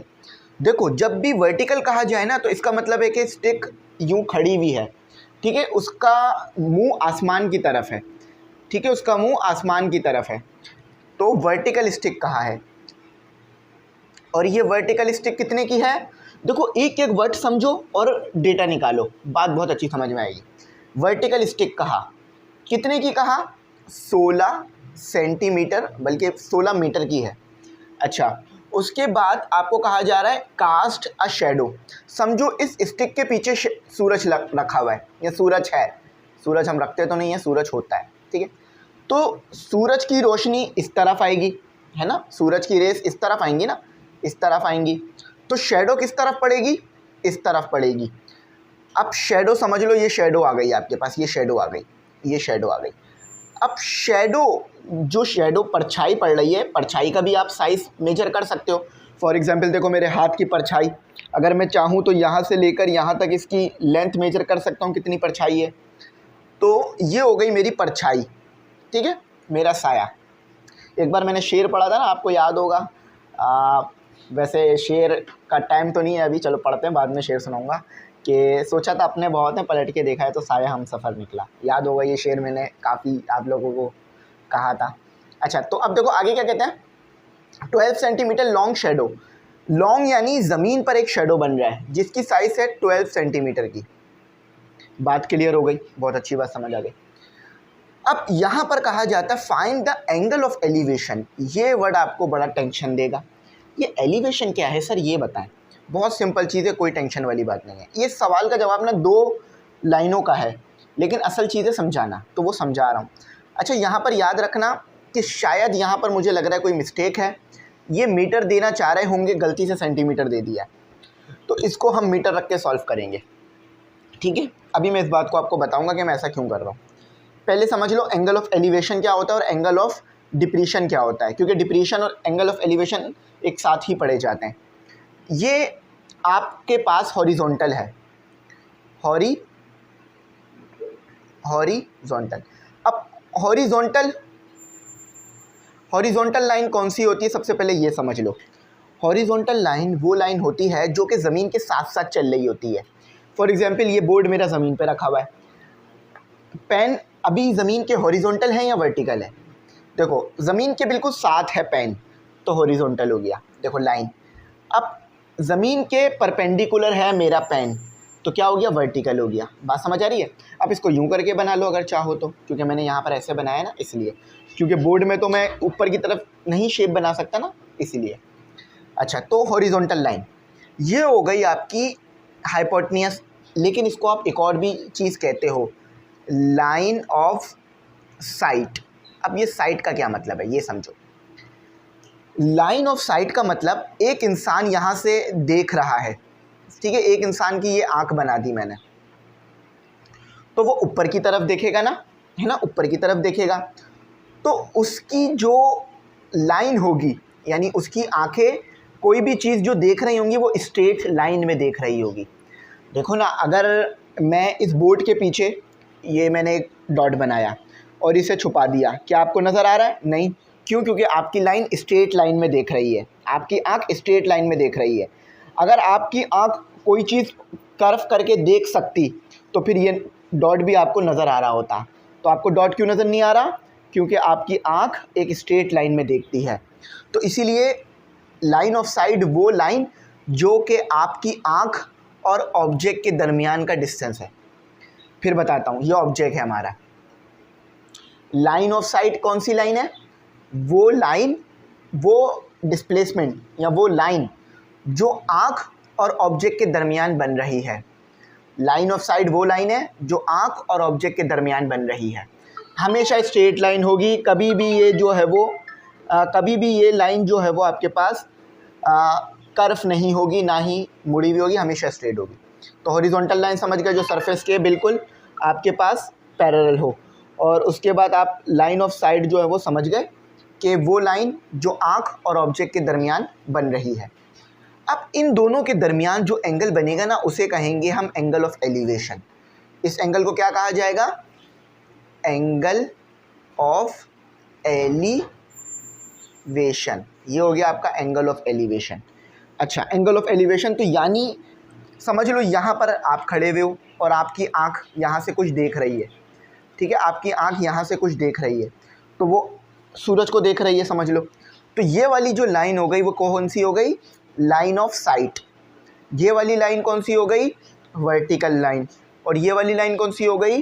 Horizontal line. ठीक है, बात समझ आ गई। अब मैंने आपको बताना है कि आपके पास एंगल ऑफ डिप्लीशन क्या होता है। अच्छा, एंगल ऑफ एलिवेशन हमेशा ऊपर की तरफ बनेगा। जब आप ऊपर की तरफ देखोगे ना तो एंगल ऑफ एलिवेशन बनेगा। देखो ना, एलिवेशन का मतलब ही होता है उठान चढ़ान, ऊपर की तरफ। ठीक है, कहते हैं ना एलिवेटर है ये, यानी ये ऊपर की तरफ लेके जाने वाली चीज़ है। तो आप जब ऊपर की तरफ देखोगे ना, ऊपर की तरफ देखोगे तो एंगल ऑफ एलिवेशन बनेगा। अब थोड़ा सा हम चीज़ों को घुमा देते हैं,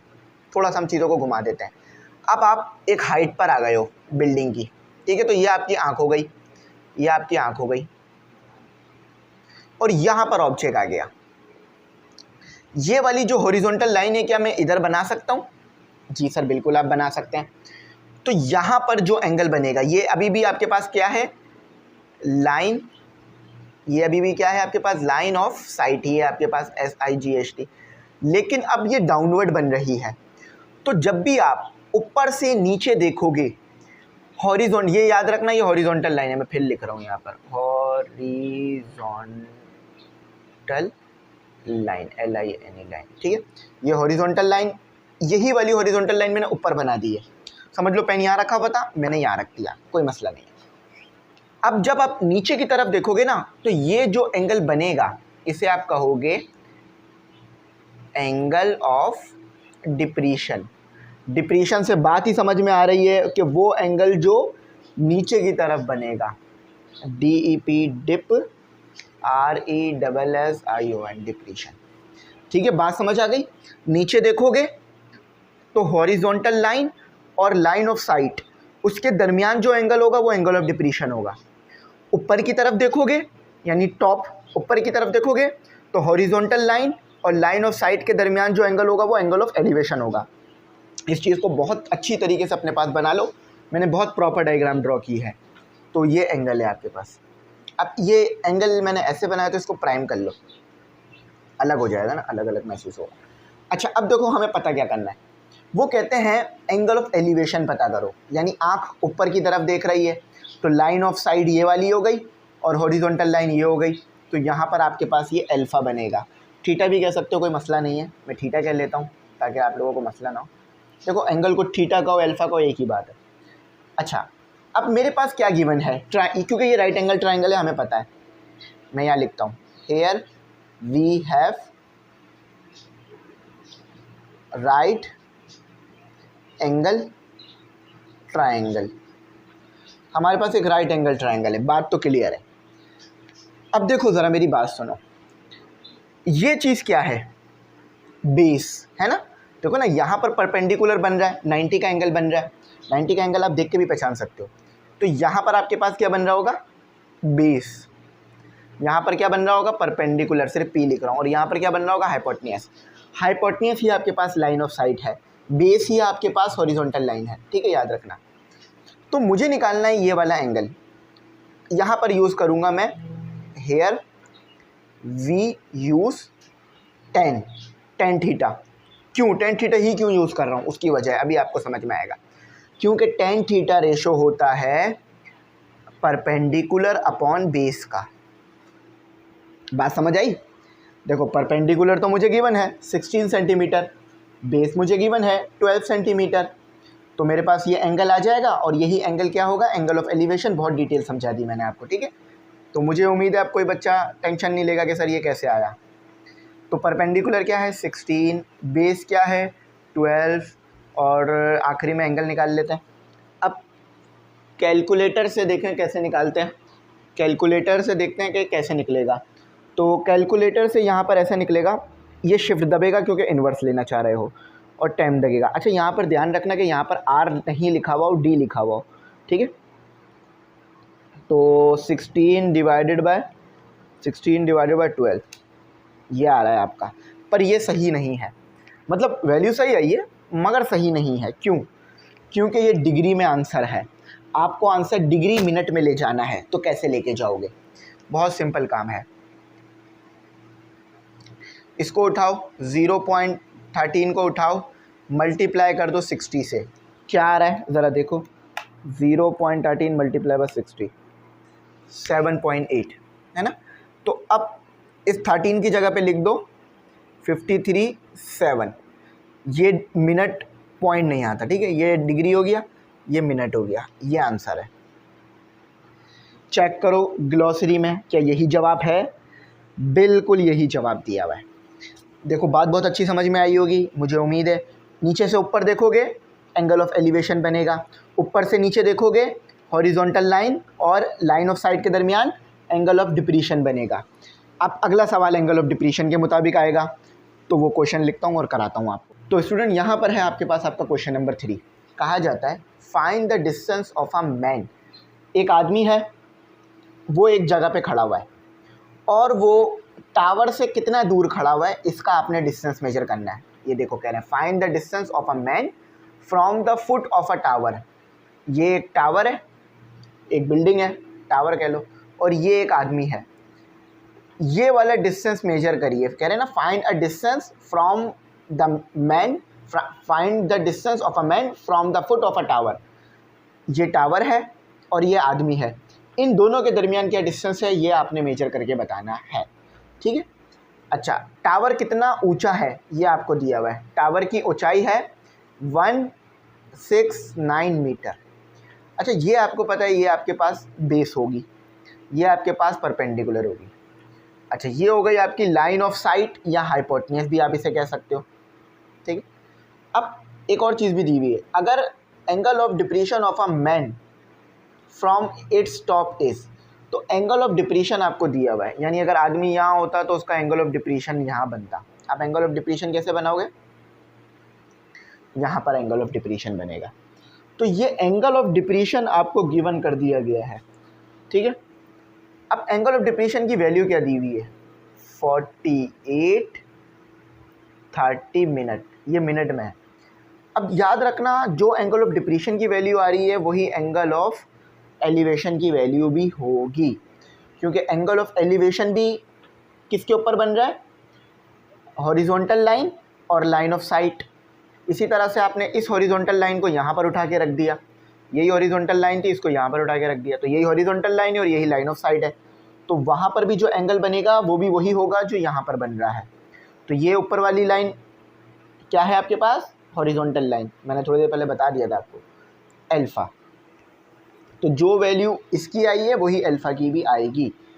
अच्छा तो अल्फ़ा आपके पास कितने के बराबर हो गया, मैं यहाँ पर वैल्यू ही लिख देता हूँ ताकि मुश्किल ना हो समझने में, 48:30 मिनट।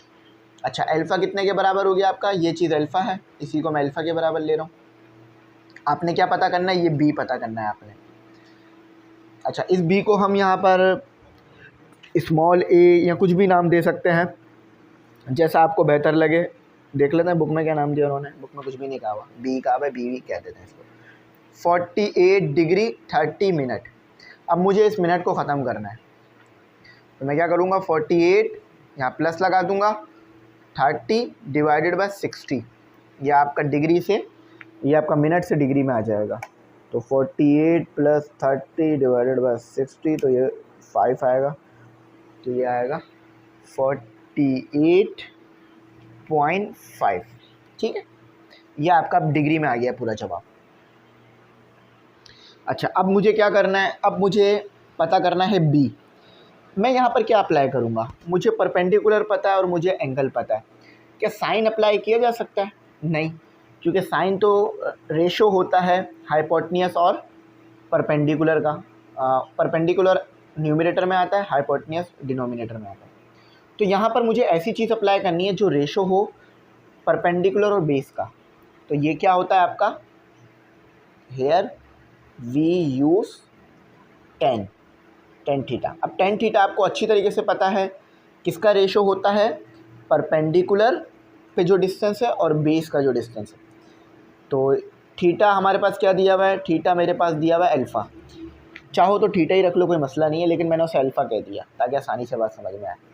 तो tan अल्फ़ा इक्वल टू ये कितना दिया हुआ है, 169, और b आपको तो पता ही करना है, तो b को उधर ले जाओ, बीटा नहीं है ये b है, ठीक है। 169 डिवाइडेड बाय 10, अल्फ़ा कितना आया था 48.5, तो b की वैल्यू ज़रा देखो क्या आ रही है। अच्छा, यहाँ पर आपको ना सबसे पहले 10 को अलग से कैलकुलेट करना पड़ेगा क्योंकि वो डिनोमिनेटर में ना, इसलिए।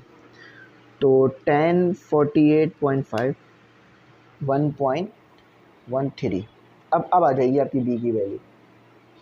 अब ज़रा इसको डिवाइड करा दो,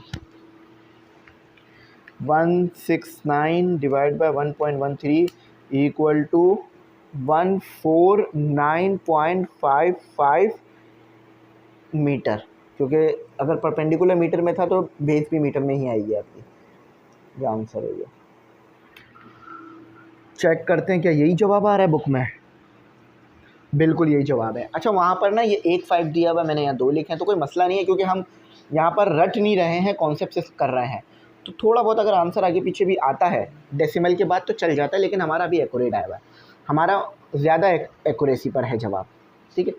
अच्छा, अब ये तो क्वेश्चन नंबर 2 था, सॉरी 3 था। अब क्वेश्चन नंबर 4 करते हैं, ठीक है।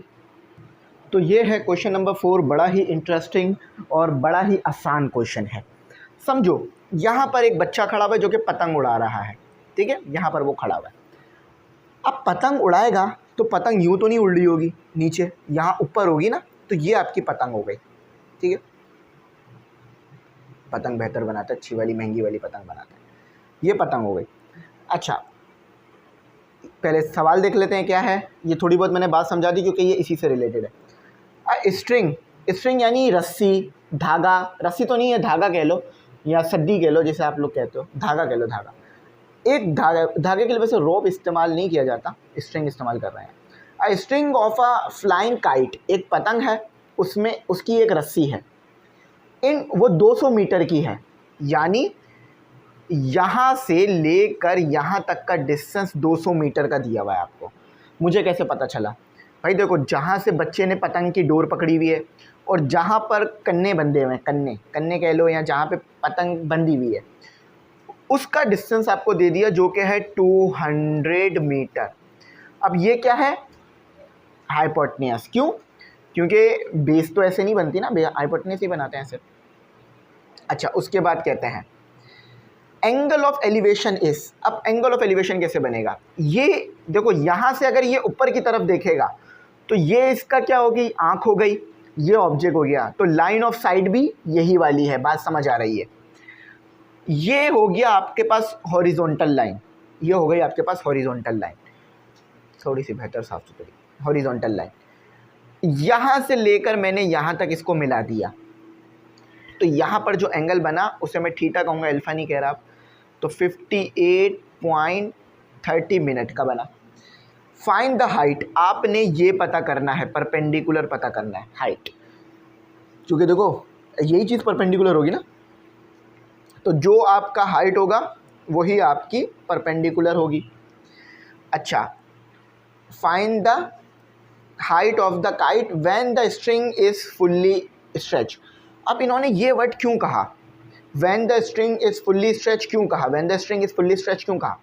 ऐसे भी तो उड़ा सकता था वो पतंग, लेकिन अभी वो जैसे उड़ा रहा है ना बिल्कुल स्ट्रेट है धागा, कोई भी मुड़ा हुआ नहीं है, ताकि आप डिस्प्लेसमेंट ले सको। इनमें डिस्प्लेसमेंट डाल रहे होते हैं हम, डिस्टेंस नहीं डाल रहे होते हैं, इसलिए ऐसा किया। तो सब समझ आ चुका है, ये बेस हो गया आपका। बेस की कोई ज़रूरत पड़ेगी नहीं हमें, क्यों? क्योंकि अभी आपको पता चल जाएगा। हेयर वी यूज़, यहाँ हम क्या यूज़ करेंगे? USE use, sine, tan, cos. मुझे ऐसा टिग्नोमेट्रिक फंक्शन चाहिए या ऐसा टिग्नोमेट्रिक रेशो चाहिए जिसमें हाइपोटेन्यूस भी आती हो और परपेंडिकुलर भी आता हो। टेन में तो परपेंडिकुलर नहीं आता, बेस आता है, सॉरी 10 में परपेंडिकुलर आता है और बेस आता है, हाइपोटेन्यूस नहीं आता, यानी हाइपोटेन्यूस यूज़ नहीं कर सकते, क्योंकि डेटा में मुझे हाइपोटेन्यूस दिया हुआ ना, इसीलिए मुझे हाइपोटेन्यूस चाहिए होगा, नेसेसरी है, और उसमें परपेंडिकुलर भी आना चाहिए। तो हम अगर साइन यूज़ कर लें तो क्या आप लोग बुरा मानोगे? नहीं। क्यों? क्योंकि देखो ना भाई, साइन थीटा आपके पास किसके बराबर होता है? Perpendicular upon hypotenuse. हाइपोटेन्यूस पता करना है, परपेंडिकुलर दिया हुआ, टेन थीटा भी है। छोटी सी प्रॉब्लम, थीटा है अभी किस फॉर्म में? डिग्री और मिनट की फॉर्म में, मुझे डिग्री की फॉर्म में चाहिए। तो मैं क्या करूँगा, थीटा को लिखूँगा, वर्डिंग लिख देता हूँ छोटी सी, कन्वर्ट थीटा इन डिग्री, और किससे डिग्री में ला रहा हूँ? फ्रॉम मिनट से, FRO, फ्रॉम मिनट, MI। असल में ना पता है यहाँ पे बिल्कुल ट्राइपॉड रखा होता है, तो इसलिए हाथ नहीं आता ना, इसलिए राइटिंग सही होती नहीं है। From minute, MINUTES, minutes. इधर कर लेते हैं बढ़िया सवाल।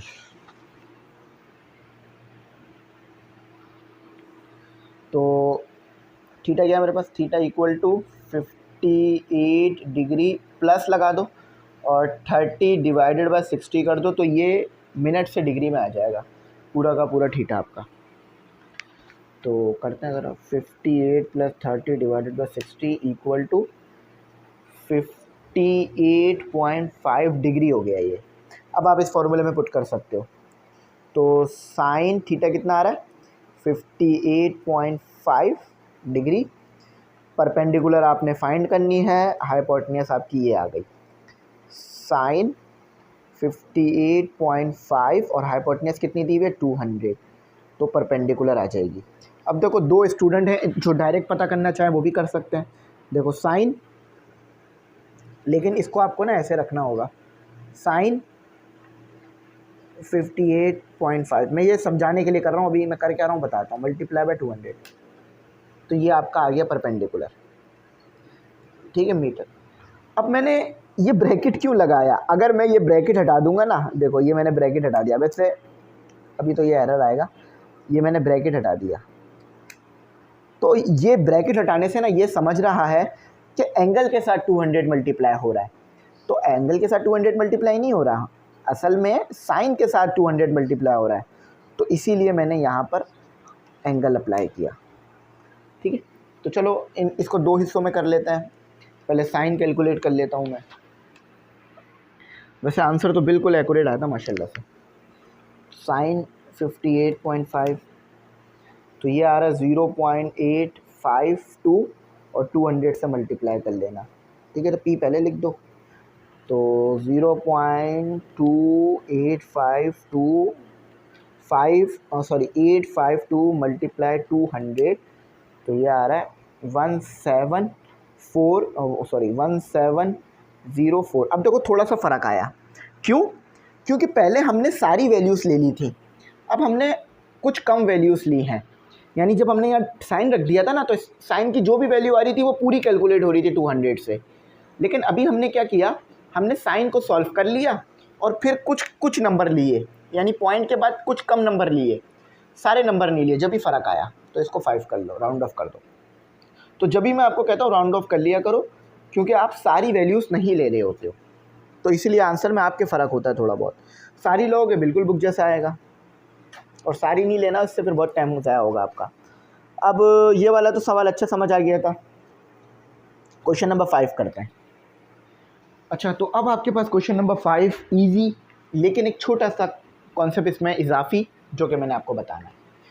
कहते हैं एक आदमी है, एक हमारा अच्छा सा इंसान है, उसकी हाइट कितनी है। देखो ये ज़मीन पे खड़ा हुआ है, समझ लो ये ज़मीन पे खड़ा हुआ है, कोई भी इंसान ज़मीन पे ही खड़ा होगा ना भाई। तो इस बंदे की खुद की हाइट कितनी है, 1.8 मीटर। थोड़ी सी जगह कम है पीछे की तरफ, चलो इधर कर लेते हैं, करीब ले आते हैं थोड़ा सा। ठीक है, ये इनकी खुद की हाइट कितनी है, ये वाली हाइट कितनी है, 1.8 मीटर की। ठीक है, बात समझ आ गई। Observe that the angle of elevation, ये एंगल ऑफ एलिवेशन को ऑब्जर्व करते हैं, मतलब एंगल ऑफ एलिवेशन इनके लिए कितना आता है। देखो ये इनकी आँख है, आँख यहाँ होती है ना, सर में होती है हर किसी की आँख। तो ये हमारा बन गया क्या, हॉरिजॉन्टल लाइन जो सरफेस के पैरेलल है, ये भी कह लो कोई मसला नहीं है। अच्छा, अब एंगल ऑफ एलिवेशन बना है, यानी आपके पास लाइन ऑफ साइट भी होगी। ठीक है, ये आ गया आपका एंगल ऑफ एलिवेशन, ये आ गई आपकी लाइन ऑफ साइट, जिसे हम एच कहेंगे अभी थोड़ी देर के लिए। अच्छा, angle of elevation of the top of, अच्छा ये है आपका एक पेड़। ठीक है, ये हो गया आपका, मुझे पेड़ बनाना पड़ेगा। देखो भाई, अगर पेड़ ख़राब बने तो हंसना मत, क्योंकि मैं आपको समझाना चाह रहा हूँ। हाँ देखो, अच्छा सा पेड़ बन गया, साफ सुथरा।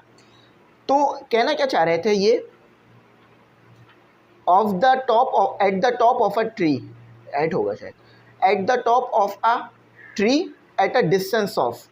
अच्छा, ये कह रहे हैं कि एक आदमी है जिसकी खुद की हाइट है 1.8 मीटर की, उसने ऑब्जर्व किया, यानी उसने देखा that the angle of elevation, उसके लिए एंगल ऑफ एलिवेशन बन रहा है हमारे पास कितना, जो कि ये दिया हुआ आपके पास। ठीक है, एट अ टॉप, और उसने टॉप को देखा, ज़मीन पे खड़े होकर उसकी हाइट है 1.8, उसने ट्री के टॉप को देखा। समझो यहाँ पर एक सेब लटक रहा, तो उसने सेब को देख लिया, और सेब सबसे ऊपर है ट्री के।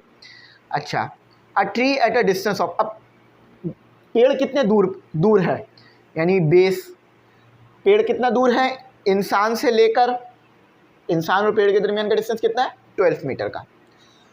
अच्छा, फ्रॉम हिम इज, अच्छा एंगल ऑफ एलिवेशन कितना है, 31.45 डिग्री का है, ये याद रखना। लेकिन ये 31 डिग्री 45 मिनट का है। What is the height of tree, tree की हाइट क्या है ये आपने बता दो, ट्री की हाइट बता दो आप। अच्छा, एक चीज़ देखो याद रखना, ये हो गया आपके पास h, तो ये आ गया आपके पास कैपिटल H। ठीक है, H प्राइम कर लो बस, H प्राइम, ये हो गया H, ये हो गया H प्राइम, और टोटल H आपके पास कैसे आएगा, ऐसे आएगा। अब ये क्या कर रहा हूँ मैं बता देता हूँ। इतना डिस्टेंस आपको पता है 1.8 का है, इतना डिस्टेंस आप कैलकुलेट करोगे, तो दोनों को ऐड करोगे तो टोटल डिस्टेंस आएगा। ठीक है, अभी वो जब आंसर निकालूंगा तो मैं उसमें ऐड करूँगा इस चीज़ को। सारी चीज़ें समझ में आ गई ना, आदमी की हाइट कितनी है, एंगल ऑफ एलिवेशन कितना गिवन है, आदमी और पेड़ के दरमियान डिस्टेंस कितना है, सब पता है। सबसे पहले इस एंगल को उसमें ले जाते हैं, डिग्री से, और मिनट से डिग्री में ले आते हैं। तो 31 डिग्री 45 मिनट को यहाँ पे एडिशन का साइन आ जाएगा, यहाँ पे 60 आ जाएगा, तो ये अब डिग्री से मिनट में आ जाएगी बात हमारी। तो कर लेते हैं ज़रा, 31 + 45 डिवाइडेड बाय 60, आपके पास आ रहा है 31.75। ठीक, ये डिग्री हो गया। अब बाकी कैलकुलेशन मुझे इधर करनी पड़ेगी। अच्छा मेरी बात सुने, आपको जो यहाँ से लेकर यहाँ तक का डिस्टेंस है वही यहाँ से लेकर यहाँ तक का भी होगा। बेशक हाइट तो है आपके पास, फॉर एग्ज़ाम्पल ये आपका रखा हुआ है मोबाइल, और ये आपकी रखी हुई है घड़ी, और यहाँ पर आप बैठे हुए हो,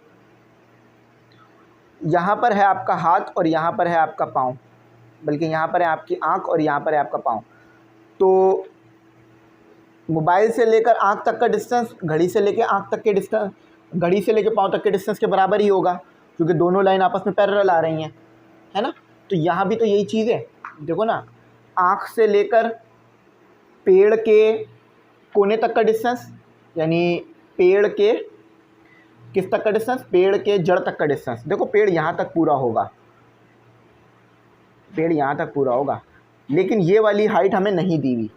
ये वाली हाइट हमें कहाँ से मिल रही है, यहाँ से मिल रही है, डायरेक्ट नहीं दी हुई, उन्होंने ये वाला कहा हुआ हाइट। तो अगर हाइट को ऐड कर दोगे पेड़ में तो टोटल पेड़ की हाइट आ जाएगी ना।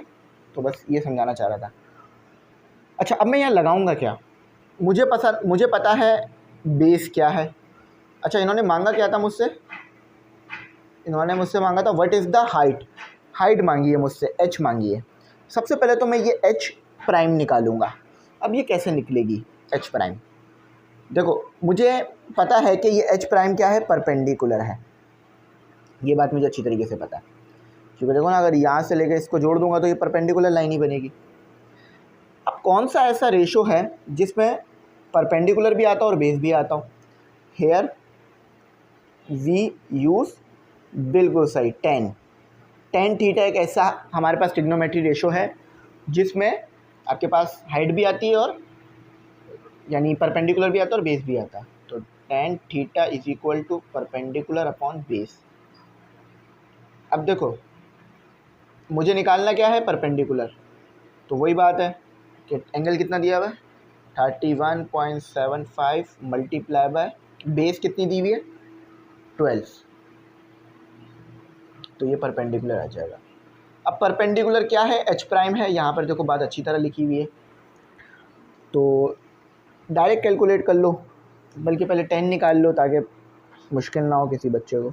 31.75, तो ये आ गया आपके पास 0.618, ये 10 आ गया और 12 से ये मल्टीप्लाई होगा तो ये आपका एच प्राइम आ जाएगा। तो 0.618 मल्टीप्लाई 12 इक्वल टू 8.034। अब मुझे तो टोटल हाइट निकालनी है ना, ज़मीन से लेकर पेड़ तक की, यानी ज़मीन से लेकर टॉप तक की, तो उसमें ये भी ऐड होगी जो कि हमें इंसान की हाइट से मिल गया है। तो अगर टोटल हाइट निकालनी है आपको तो एच प्राइम प्लस एच करना होगा। अब एच प्राइम आप लाए हो 8.034 और एच कितना है आपके पास 1.8, तो टोटल हाइट आप देख लो कितनी निकलती है आपकी, ऊपर करके लिखते हैं 8.034 प्लस 1.8, मल्टीप्लाई नहीं करिएगा, ऐड करिएगा, ठीक। तो 9.8 कर आपकी टोटल हाइट आई है। तो देखते हैं करीब सही है या गलत आ रहा है, तो सही आ रही है, हमारी थोड़ी ज़्यादा आ रही है क्योंकि हमने कुछ बात वाले नंबर्स भी रखे हैं ना, लेकिन हमारा सही आ रहा है, सही जवाब आ रहा है, कोई मसला नहीं है। 9.8 मीटर की आई है हमारी हाइट। इसकी वजह यह है कि हमने 10 की पूरी वैल्यूज़ नहीं ली हैं। 10 आपके पास क्या आया था ज़रा देखो ना, यहाँ 10 क्या आया था आपके पास, अगर 10 को मैं डायरेक्ट सॉल्व करूँ ना 31.65, अब 10 की सारी वैल्यूज़ आएंगी, देखिएगा मल्टीप्लाई बाय 12, तो देखो ये आंसर में फ़र्क आ रहा है। अब ऐसा फ़र्क क्यों आया, क्योंकि हमने जिस तरह सॉल्व किया ना उस तरह से हमने 10 की थोड़ी कम वैल्यूज़ ली। ज़रा मैं इसको हटा के दिखाता हूँ आपको, तो हमने 10 की थोड़ी कम वैल्यूज़ ली, तो यहाँ पर 8 आ रहा है, इसकी वजह क्या है, यहाँ से मैंने 2 हटाया इसीलिए, ठीक। तो कोई मसला नहीं है, ये ठीक है, ये आपका चल जाएगा, एक्सेप्टेबल है और बिल्कुल सही आ रहा है, ठीक है। 10 की वैल्यूज़ से फ़र्क पड़ रहा है, अगर 10 के सारे नंबर लोगे तो बिल्कुल बुक जैसा आ जाएगा, कुछ कम लोगे तो ऐसा बनेगा। तो ये समझ गए ना। अब इसके बाद वाला क्वेश्चन करते हैं, वो भी इसी तरह होगा। तो देखो छठा क्वेश्चन आपको क्या दिया हुआ है, from the top of a Cliff. अब देखो क्लिफ क्या होता है, आपने देखी है कभी इस तरह से पहाड़ियाँ बनी हुई होती हैं समंदर के इर्द गिर्द, यूँ ये पहाड़ी बनी हुई है और यहाँ पे समंदर बह रहा है, उस पहाड़ी को ना, उस चट्टान को या उस चोटी को क्लिफ कहा जाता है, ठीक है। तो ये याद रखना। अब टॉप का क्या मुराद है कि ऊपर की बात कर रहे हैं, यहाँ पर कुछ है आपके पास, तो एक काम करेंगे इसी के ऊपर डायग्राम ड्रॉ कर लेंगे। From the top of a cliff 80 metre high. अच्छा, अब ये कितनी मीटर हाई है? 80 मीटर हाई है आपके पास। लिख लेना यूट्यूब गूगल पर क्लिप, आपको दिख जाएगी, इसी तरह की मिलेगी आपको, ठीक है। Angle of depression. अब एंगल ऑफ डिप्रेशन कैसे बनेगा? समझो ये हाइट है और इसको हम स्ट्रेट लाइन बना लेते हैं, इसको भी स्ट्रेट लाइन बना लेते हैं, ठीक है, इसको भी स्ट्रेट लाइन बना लेते हैं। तो यहाँ से लेकर यहाँ पर आकर आपके पास क्या आ गया? Angle of depression. अब कैसे निकलेगा एंगल ऑफ डिप्रेशन? ये वाली जो लाइन है, हॉरिजॉन्टल वाली लाइन को ऊपर रख देते हैं, तो ये वाला जो एंगल बनेगा, देखो यहाँ पे नहीं बनता एंगल ऑफ डिप्रेशन, यहाँ बनता है, तो ये एंगल ऑफ डिप्रेशन बन गया, जो कि है 12.030 एंगल ऑफ डिप्रेशन। अच्छा, अब यहाँ पर एक बोट चल रही है, कश्ती चल रही है, कश्ती चल रही है, यहाँ पर एक कश्ती, ठीक है, यहाँ पर एक कश्ती चल रही है। ये लो, मैंने कश्ती साफ सुथरी सी बना दी थी आप लोगों के लिए, ठीक है, ये कश्ती हो गई आपकी, आई होप कश्ती लग रही है। तो पहाड़ी से खड़े होकर देखोगे समंदर में आपको कश्ती तो नज़र आएगी। जैसे कि बलूचिस्तान में आपको पता है कि पहाड़ी इलाका है, तो गवादर अगर आप जाओ तो वहाँ पर पहाड़ भी हैं, तो वहाँ से आप देखोगे तो आपको पहाड़ पे से कश्तियाँ नज़र आएंगी नीचे। How far is the boat from the Cliff? Boat कितनी दूर है क्लिफ से, ये आपने बताना है। ये नहीं कहा है उन्होंने कि टॉप से लेकर क्लिफ तक का क्या डिस्टेंस, टॉप से लेकर बोट तक का क्या डिस्टेंस है, नहीं, उन्होंने कहा है पहाड़ी से लेकर बोट कितनी दूर है। तो यानी वो ये बेस मांग रहे हैं आपसे, बेस का डिस्टेंस पूछ रहे हैं आपसे। तो ये बेस हो गई, ये परपेंडिकुलर हो गई, ये एच हो गई, जिसे आप एंगल ऑफ, जिसे आप लाइन ऑफ साइट भी कह सकते हो। अच्छा, दिया हुआ क्या क्या है? Angle of depression. तो जो एंगल यहाँ एंगल ऑफ डिप्रेशन आ रहा होगा वही एंगल ऑफ एलिवेशन भी निकल रहा होगा, तो ये हमारे पास आ गया। अब हेयर वी, सबसे पहले काम करते हैं, एंगल को जो है वो अपने डिग्री में ले आते हैं मिनट से। तो 12 थीटा इक्वल टू 12 + 30। और याद रखिएगा, मुझे रटे हुए नहीं होते हैं ये सवाल, मेरे खुद के भी कॉन्सेप्ट हैं, तो जो कि मैं आपको करा रहा होता हूँ। आप लोग भी रटना मत इसे कि ये ऐसे दिया हुआ हो तो ऐसे हो जाएगा।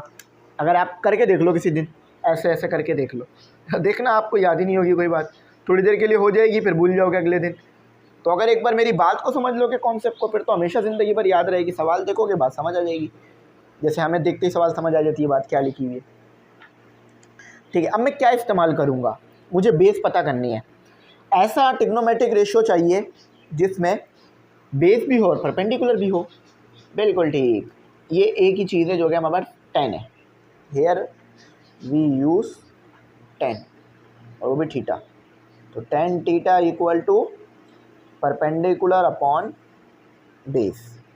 बेस को उधर ले जाते हैं, परपेंडिकुलर को नीचे ले जाते हैं, 10 को नीचे ले जाते हैं। तो 10 कितना दिया हुआ है? परपेंडिकुलर की जगह पुट कर दो 80, और 10 कितना दिया हुआ है? 12.5। कैलकुलेट कर लो, 80 पहले लिख लो, अब 10 को आपने अलग से कैलकुलेट करना होगा। तो 10 12.5, तो 0.221। 3 नंबर इसलिए लेता हूँ कि बुक के करीब तर आ जाए आंसर। अब 80 डिवाइडेड बाई 0.221, तो ये तो बहुत ही ज़्यादा आ रहा है। कोई मसला नहीं, आ सकता है, इतनी वैल्यूज आ सकती है, चेक कर लेते हैं ठीक आ रहा है गलत। हाँ, इतना ही आ रहा है। तो बुक में आपको इतना दिया हुआ उन्होंने, तो ये हटा दो, ये लो बुक जैसा आ जाएगा, ठीक है। ये 1 हटा दो और करीब आ जाएगा, देखना बुक के, देख रहे हो, बल्कि ये तो ज़्यादा हो गया, ये लो अब करीब आ गया। तो वही बात है ना, मैंने कहा ना कि बाद में भी जो नंबर दिए हैं अगर वो भी लोगे तो आंसर और करीब होता जाएगा। तो ये आपका आंसर आ गया। अब आ जाओ इसका क्वेश्चन नंबर 7 करता है। क्वेश्चन नंबर 6 छोटा था और आसान था। तो यहाँ पर है आपका क्वेश्चन नंबर 7, इजी लेकिन थोड़ा सा ट्रिकी क्वेश्चन। कहते हैं 2 मैस्ट्स। अच्छा, मैस्ट क्या होता है पता है? कश्तियाँ देखी हैं पुराने ज़माने में, पुराने ज़माने की कश्तियाँ देखी हैं, उसके अंदर एक मस्तूल लगा हुआ होता था, जिसे मस्तूल बोला जाता था, ऐसे लिखा हुआ होता है वो, उर्दू में देखा ना, ऐसे मस्तूल या मस्तून कह लो, नहीं मस्तूल ही कहा जाएगा, मीम सीन ते वाव लाम, मस्तूल, ऐसे कर कर होता था वो, ऐसे कर कर, जिसके ऊपर कपड़ा बांधा जाता था, क्योंकि पहले कश्तियों को हवा की वजह से चलाया जाता था ऐसे। ये एंटीना नहीं बनाया मैंने, मस्तूल बनाया, जिसे इंग्लिश में मैस्ट कहा जाता है आपके पास, ठीक है। अच्छा, तो एक मैं सिर्फ हाइट बनाऊंगा उसकी। कहते हैं 2 masts, 2 हैं, एक कश्ती में 2 लगे हुए होते थे, अगर वो बड़ी हो तो ज़्यादा बड़ी हो तो 3 भी, 3 तो नहीं देखे मैंने, 2 ही होते थे, तो बड़ी कश्तियों में लगे होते थे 2-2। अब तो आपको पता है डीजल से चलती हैं कश्तियाँ, या जो उनमें जो ऑयल होता है उनके अलग किस्म का, उससे चलती हैं। अब इससे नहीं चलाई जाती हवाओं से, वरना तो फिर पता नहीं कब आएगी कश्ती। तो ये एक मैस्ट हो गया, ये दूसरा मैस्ट हो गया आपके पास। एक मैस्ट कितने का है आपके पास, ये छोटा मैस्ट है। एक मैस्ट कितने का है आपके पास, 12 मीटर का। और दूसरा मैस्ट कितना है, ये हाइट दी हुई है इसकी, ये लिखा हुआ है हाई। दूसरा है आपके पास 12 मीटर का, एक 20 का, दूसरा 12 का है। अच्छा, if the line joining there tops, अब एक लाइन है जो उनके टॉप को जोड़ रही है, मतलब समझो यहाँ एक लाइन है जो उनके टॉप्स को आपस में मिला रही है, इस तरह से करके आपस में मिला रही है, और वो यहाँ पर आके एक कोने से मिल रहे होंगे, ठीक है। अच्छा, तो यहाँ पर कहा जाता है हाइट उनकी मिल गई मुझे, तो आगे मुझे क्या कहते हैं, मैं ज़रा आगे देख लेता हूँ। हाँ, आगे मुझे कहा जाता है joining there tops make an angle. अच्छा, एंगल यहाँ पे क्या बन रहा है, angle of 35 with horizontal, horizontal के साथ इतना बना रहे हैं, यानी यहाँ पर एंगल ऑफ डिप्रेशन ले लेता हूँ इसका, ठीक है, ऐसे कर रहा था, angle of depression, angle of depression, दोनों एंगल ऑफ डिप्रेशन 35 और ये भी 35 क्या है आपके पास, ठीक है। अब ये मिनट में तो है नहीं, तो इसे डिग्री में रखेंगे। विथ हॉरिजॉन्टल, अब ये हॉरिजॉन्टल है, ये हॉरिजॉन्टल था, मैंने इसको उठाकर ऊपर रख दिया, ये हॉरिजॉन्टल था, इसको उठा के ऊपर रख दिया मैंने, ठीक है। कहते हैं find the distance between them, इन दोनों के दरमियान कितना डिस्टेंस है ये बताओ। देखो, ये आपके पास क्या आ जाएगा, ये आपके पास आ जाएगा b। अब b कैसे निकलेगा, सबसे पहले तो आप यहाँ से लेकर यहाँ तक का डिस्टेंस निकाल लोगे, क्योंकि देखो वो मिल तो यहाँ पर जाके रहे ना, इसीलिए, और जो एंगल यहाँ बन रहा है वो यहाँ पे भी बन रहा होगा 35। तो ये हो गया आपका B1, ये पहले आ रहा है तो इसको B1 कह दिया, और यहाँ से लेकर यहाँ तक का जो डिस्टेंस आ रहा है आपके पास, यहाँ से लेकर यहाँ तक का जो डिस्टेंस आ रहा है वो आ रहा है आपका B2। तो अगर B2 में से B1 माइनस करोगे, बड़ा क्या आएगा, बड़ा ये आएगा ना, हाँ, अगर B1 में से B2 माइनस करोगे तो आपके पास B आ जाएगा, ठीक है। तो यहाँ सबसे पहले हम B1 निकालेंगे, फिर B2 निकाल लेंगे। अब वो वाला ट्रिग्नोमेट्रिक रेशियो इस्तेमाल करेंगे कि जिसके अंदर हमें परपेंडिकुलर भी दिया हुआ और बेस भी दिया हुआ। तो हेयर वी यूज़ 10 के अंदर हमारे पास परपेंडिकुलर भी होता है और बेस भी होता है। तो यह आ गया आपका tan theta equal to perpendicular upon base. अच्छा, पहले B1 के लिए काम कर रहा हूँ ना, तो फॉर B1 लिख दो, फॉर B1। तो अब आपके पास क्या हो जाएगा, ये आपके पास हो जाएगा, B1 को उधर ले जाओ, 10 को नीचे ले आओ, ये P1 हो जाएगा, और ये tan 35 ही रहेगा। अच्छा, तो ये ऊपर दिया हुआ है आपको 20, P1 20 दिया हुआ है, और tan 35 याद रखना 0.70 के बराबर होता है। तो ये B1 आ गया आपका, कितना आ रहा है B1, 20 divided by 0.70 equal to 28.57 metre, क्योंकि मीटर लिखा हुआ था ना, मीटर। अब फॉर B2 के लिए काम करो, सेम फॉर्मूला अप्लाई होगा कि tan थीटा इक्वल टू, ये P1 था ना यहाँ पर, ये P2 हो जाएगा, और ये B1 था ना, ये B2 हो जाएगा। तो B2 को उधर ले जाओ और P2 इधर आ जाएगा, और tan थीटा, tan तो वही है 35, तो 35 ही आएगा। B2 की वैल्यू कैलकुलेट कर लो। P2 क्या दिया हुआ है आपको, 12, देखो ना, P2 12 है, P1 20 था, तो 10 तो वही रहेगा जो था पहले। अच्छा, अब यहाँ कैलकुलेशन करता हूँ, तो B2 equal to 12 divided by 0.70 equal to 17.40 for distance between mast, for distance distance between masts. तो उसके लिए क्या करूँगा मैं, बी निकालना है मुझे। तो मेरे पास B1 है, उसको मैं माइनस कर दूंगा B2 से। देखो B2 की वैल्यू भी छोटी ही आई है। तो B1 कितना है, ये B1 है, हाईलाइट कर देता हूँ, और ये B2 है, हाईलाइट कर देता हूँ। 28.57 माइनस 17.14, तो B आ जाएगा आपके पास कितना, 28.57 माइनस 17.40, 17 लिख देता हूँ, तो आ रहा है आपके पास 11.43 मीटर का। चेक करते हैं कि यही आ रहा है। हाँ बिल्कुल ठीक, एक्यूरेट। बस ये 3 नहीं आ रहा, उन्होंने नहीं लिया, उन्होंने एक नंबर कम लिया, हमने ज़्यादा लिया। समझ में आ गई ना बात। देखो बिल्कुल सिंपल, सारा सोल्यूशन आपके सामने, और ये मैथ्स 1, ये मैथ्स 2, और किस तरह से कनेक्शन, ये सब बता दिया। और एंगल कैसे बन रहा है, देखो एंगल लिखा हुआ है ना, इफ़ द लाइन, जो लाइन है वो ज्वाइन कर रही है, जो लाइन है वो ज्वाइन कर रही है उनके टॉप्स को, और एंगल बना रही है 35, यानी 35 का एंगल बना रही है। ये बात भी लिख दी मैंने आपके लिए। अगर यहाँ 35 का एंगल है तो यहाँ भी 35 का एंगल ही बन रहा होगा। तो ये सारी बातें मैंने लिख दी हैं। अब हम करते हैं अपना आखिरी क्वेश्चन। उसका मैं क्वेश्चन नहीं लिखूँगा क्योंकि मुझे क्वेश्चन लिखने में बहुत टाइम लगा है भाई। क्वेश्चन लिखने में यकीन माने मुझे बहुत टाइम लगा है। जितना टाइम मुझे कराने में नहीं लगा काम, उतना टाइम मुझे क्वेश्चन लिखने में लगा है। और मैं लिख भी देता, चलो कोई मसला नहीं है, अभी भी तो मैंने लिखे हैं ना। लेकिन मसला ये है, वो क्वेश्चन बहुत बड़ा है। अगर सिर्फ वो क्वेश्चन लिख दूंगा ना तो सारे के सारे सोल्यूशंस जो है ना वो मुश्किल हो जाएगा करना, उसका सोल्यूशन भी बड़ा है थोड़ा। तो मैं क्या करूँगा, क्वेश्चन आपके लिए पढ़ दूंगा और सोल्यूशन यहाँ लिख दूंगा, आसान। तो स्टूडेंट अब अपना क्वेश्चन 8 स्टार्ट करते हैं। आसान है, इजी क्वेश्चन है। देखो मेरे पास ये मौजूद है बुक, थोड़ा बहुत बुक से पढ़ देता हूँ और फिर बात समझ में आ जाएगी। कहा जा रहा है अब विंडो वॉशर, विंडो वॉशर से क्या मुराद है, खिड़कियाँ साफ़ करने वाला। आपने देखा होगा ना कि बड़ी बड़ी बिल्डिंग्स होती हैं, उसमें लोग खिड़कियाँ साफ़ कर रहे होते हैं, बिल्डिंग के बाहर लटक रहे होते हैं और फिर खिड़कियाँ साफ़ करते हैं।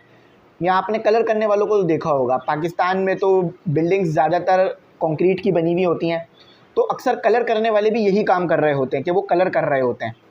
और विंडो वॉशर भी वही करते हैं कि वो छत पे जाते हैं और फिर वहाँ से लटकते हैं और बाहर की खिड़कियाँ साफ़ करते हैं, क्योंकि अंदर से साफ़ करना पॉसिबल नहीं होता तो बाहर से साफ़ करवाया जाता है, वरना बिल्डिंग बहुत बुरी लगती है। अब window washer is working in a hotel building. अब वो काम कहाँ कर रहे हैं, होटल की बिल्डिंग है, यानी एक होटल है उस पर काम कर रहे हैं और खिड़कियाँ साफ़ कर रहे हैं। An observer eight a distance of, observer, एक ऑब्जर्वर खड़ा हुआ है, कितने डिस्टेंस पे खड़ा हुआ है, 20 मीटर के डिस्टेंस पे खड़ा हुआ है। अब ज़रा मैं इसको ड्रॉ करके बताता हूँ। फॉर एग्जांपल समझो ये बिल्डिंग है, ये आपके पास एक बिल्डिंग है, इसके ऊपर यहाँ पर हमारे जो विंडो वॉशर हैं मेहनत से काम कर रहे हैं, ठीक है, यहाँ पर हैं वो, अभी बिल्डिंग के छत पे से वो यहाँ पर आए हुए हैं। अच्छा, तो हम कहाँ पर थे कि यहाँ पर जो है वो विंडो वॉशर खिड़की साफ़ कर रहे हैं, ठीक है, इन्हें बी कह देते हैं। और ज़मीन से इनका डिस्टेंस कितना है, ए बी। अच्छा, एक आदमी है जो कि 20 मीटर के डिस्टेंस पे खड़े हुए हैं, यहाँ पर खड़े हुए हैं, एक आदमी यहाँ पर खड़े हुए हैं और वो खिड़की साफ़ करने वाले को देखते हैं, ठीक है, ये बात लिखी हुई है। इनका डिस्टेंस कितना है, इनका डिस्टेंस है आपके पास 20 मीटर का। आगे कहा जाता है कि from the building find the angle of elevation of the worker to B of. तो एंगल ऑफ एलिवेशन कितना बन रहा है, यहाँ पर एंगल ऑफ एलिवेशन बनेगा जो कि 30 बन रहा है, अभी के लिए 30 है। आई होप 30 ये क्लियर हो, अगर विजिबल सही नहीं है तो ये 30 में बेहतर करता हूँ, ठीक है। द वर्कर, अच्छा, अब जो काम करने वाला है वो एक ही जगह तो सफाई नहीं करेंगे, वो ऊपर भी जाएंगे, तो वो यहाँ से यहाँ पर आ गए, ए बी सी पर आ गए, वो अब सी पोजीशन पर आ गए। अच्छा, तो वर्कर क्या करता है, वर्कर जो है वो 12 मीटर ऊपर चले जाते हैं, तो यहाँ से लेकर यहाँ तक का डिस्टेंस आपको दे दिया 12 मीटर का, यहाँ लिख देता हूँ 12 मीटर, ठीक है। अब वर्कर यहाँ पर आ चुके हैं एंड द ऑब्जर्वर मूव। अच्छा, जो ऑब्जर्वर है वो 4 मीटर फर्दर अवे, 4 मीटर दूर चले जाते हैं बिल्डिंग से। पहले वो 20 मीटर दूर थे, अब वो 4 मीटर और दूर हो गए हैं। और from the building find the new angle of elevation. तो वो कह रहे हैं न्यू एंगल ऑफ एलिवेशन क्या है। पहले ये जो ऑब्जर्वर थे, यानी जो खिड़की साफ़ करने वाले को देख रहे थे, वो यहाँ थे, अब खिड़की साफ करने वाले को देखने वाले जो ऑब्जर्वर हैं वो यहाँ आ गए हैं। तो अब एंगल ऑफ एलिवेशन आपका तब्दील हो गया है। ये वाला एंगल ऑफ एलिवेशन क्या है ये बता दो, जिसे मैं प्राइम कह रहा हूँ। ये हमारे पास नहीं पता, ये बता दो। डायग्राम बहुत वाजे है, हर चीज़ बहुत क्लियर है, आपको मैं उम्मीद करता हूँ बात समझ आ रही होगी। अच्छा, सबसे पहले आपको क्या करना होगा, ये पूरी हाइट पता करनी होगी।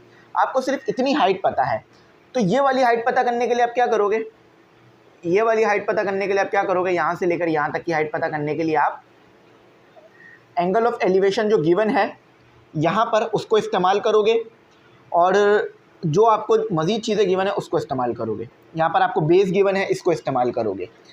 तो आ जाओ, आपको यहाँ बी गिवन है, याद रखना, ठीक है, और एंगल ऑफ एलिवेशन। तो हेयर वी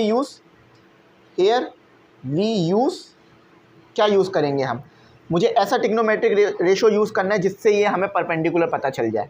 तो टेन ही सबसे बेस्ट रहेगा, टेन थीटा। तो टेन थीटा लगाते हैं हम। टेन थीटा क्या होता है, परपेंडिकुलर अपॉन बेस। अब इस परपेंडिकुलर को ए बी और इसमें रिप्लेस कर देते हैं। अच्छा, यहाँ पर परपेंडिकुलर क्या बन रहा है, ए से लेकर बी, जो कि आपको पता करना है ना। ये आपको ये नहीं पता ए बी, ये आपको पता करना है। अच्छा, ए इसको डी कह लेते हैं, ये वाला डिस्टेंस डी हो गया, ये वाला डिस्टेंस ई हो गया। ए से लेकर डी आपको पता है जो कि 20, ठीक है। तो अब मज़ीद फर्दर आगे की तरफ काम करते हैं और इस चीज़ को जो है वो सॉल्व कर लेते हैं कि ये कैसे हमारे पास सॉल्व होगा। तो यहाँ पर हमने क्या लगा दिया, यहाँ पर हमने लगा दिया टेन थीटा, और मुझे इसको बेहतर कर लेते हैं, ए डी पता करना है ना, मुझे ए बी पता करना है ना। तो ए डी को उधर ले जाकर मल्टीप्लाई करा देते हैं, ए डी को उधर ले जाकर मल्टीप्लाई करा देते हैं, ए बी मेरा आ जाएगा। तो ए बी मेरा कितना आएगा, ज़रा ये देख लेते हैं। टेन थीटा कितना दिया हुआ है आपको, 30 का दिया हुआ है, और ए डी कितना दिया हुआ है, ए से लेके डी तक का डिस्टेंस आपको दिया हुआ है 20 का। इन दोनों को आपस में मल्टीप्लाई कराओ, ए बी आपके पास आ जाएगा। अच्छा, तो उसके बाद मैंने ज़रा 10 को सॉल्व कर लेता हूँ। 10 30 मेरे पास आ रहा है 0.577 मल्टीप्लाई बाय 20। तो ए बी मेरे पास कितना आ गया, 0.577 multiply by 20 equal to 1154 metre. अच्छा, ए से लेकर बी तक की हाइट मुझे पता है, बी से लेकर सी तक की। तो क्या मैं ए से लेकर सी तक नहीं पता कर सकता? भाई देखो, for total height, for total height of building, BUILDING, building.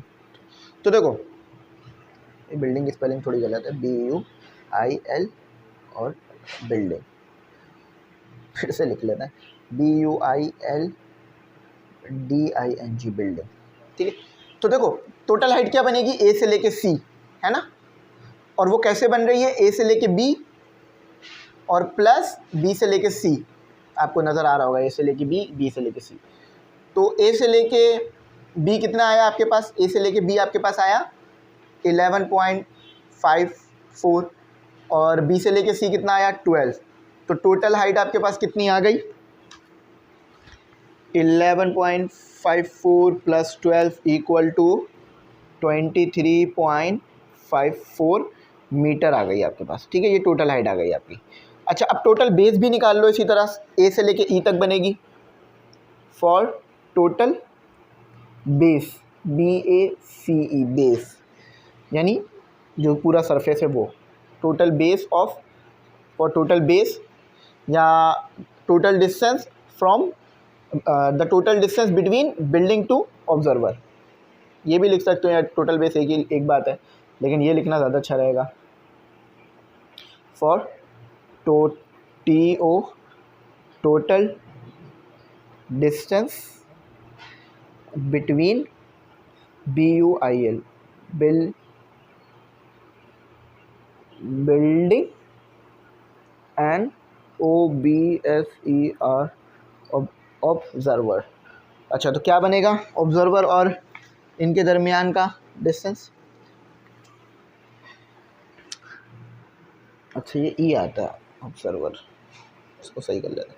तो ए से लेकर ई बनेगा आपके पास ना, ए से लेकर, तो ए से लेकर डी प्लस डी से लेकर ई, ए से लेकर डी कितना 20 प्लस 4, तो ए से लेकर ई कितना बन रहा है आपके पास 24 मीटर का। अब यहाँ पर आपने एक छोटी सी चीज़ अप्लाई करनी है, यहीं पे कर लेते हैं काम, यहाँ काफ़ी जगह है, इधर हो जाएगा। तो यहाँ पर अप्लाई करेंगे फॉर, अब देखो आपको बेस पता है, आपको परपेंडिकुलर पता है, तो कौन सा ऐसा रेशो होता है जिसमें बेस और परपेंडिकुलर आता है, 10 आता है। For here we can use 10, here we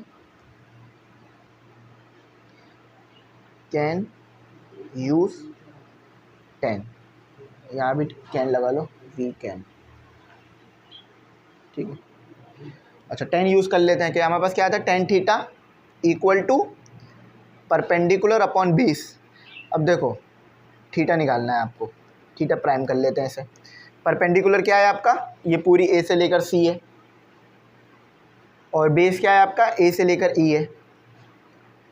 अच्छा तो थीटा निकालना चाह रहे हो ना, तो 10 को उधर ले जाओ, इन्वर्स का हो जाएगा। ए से लेकर सी कितना निकाला है आपने, देखो वो लिखा हुआ ना 23.54। मैं मानता हूँ थोड़ा मुश्किल हो रहा होगा, लेकिन समझ में आ रही है बात। चलो थोड़ा सा और छोटा करके लिखने की कोशिश करता हूँ ताकि एंगल सही समझ में आ जाए। तो 10 इनवर्स कैसे निकलेगा 23.54।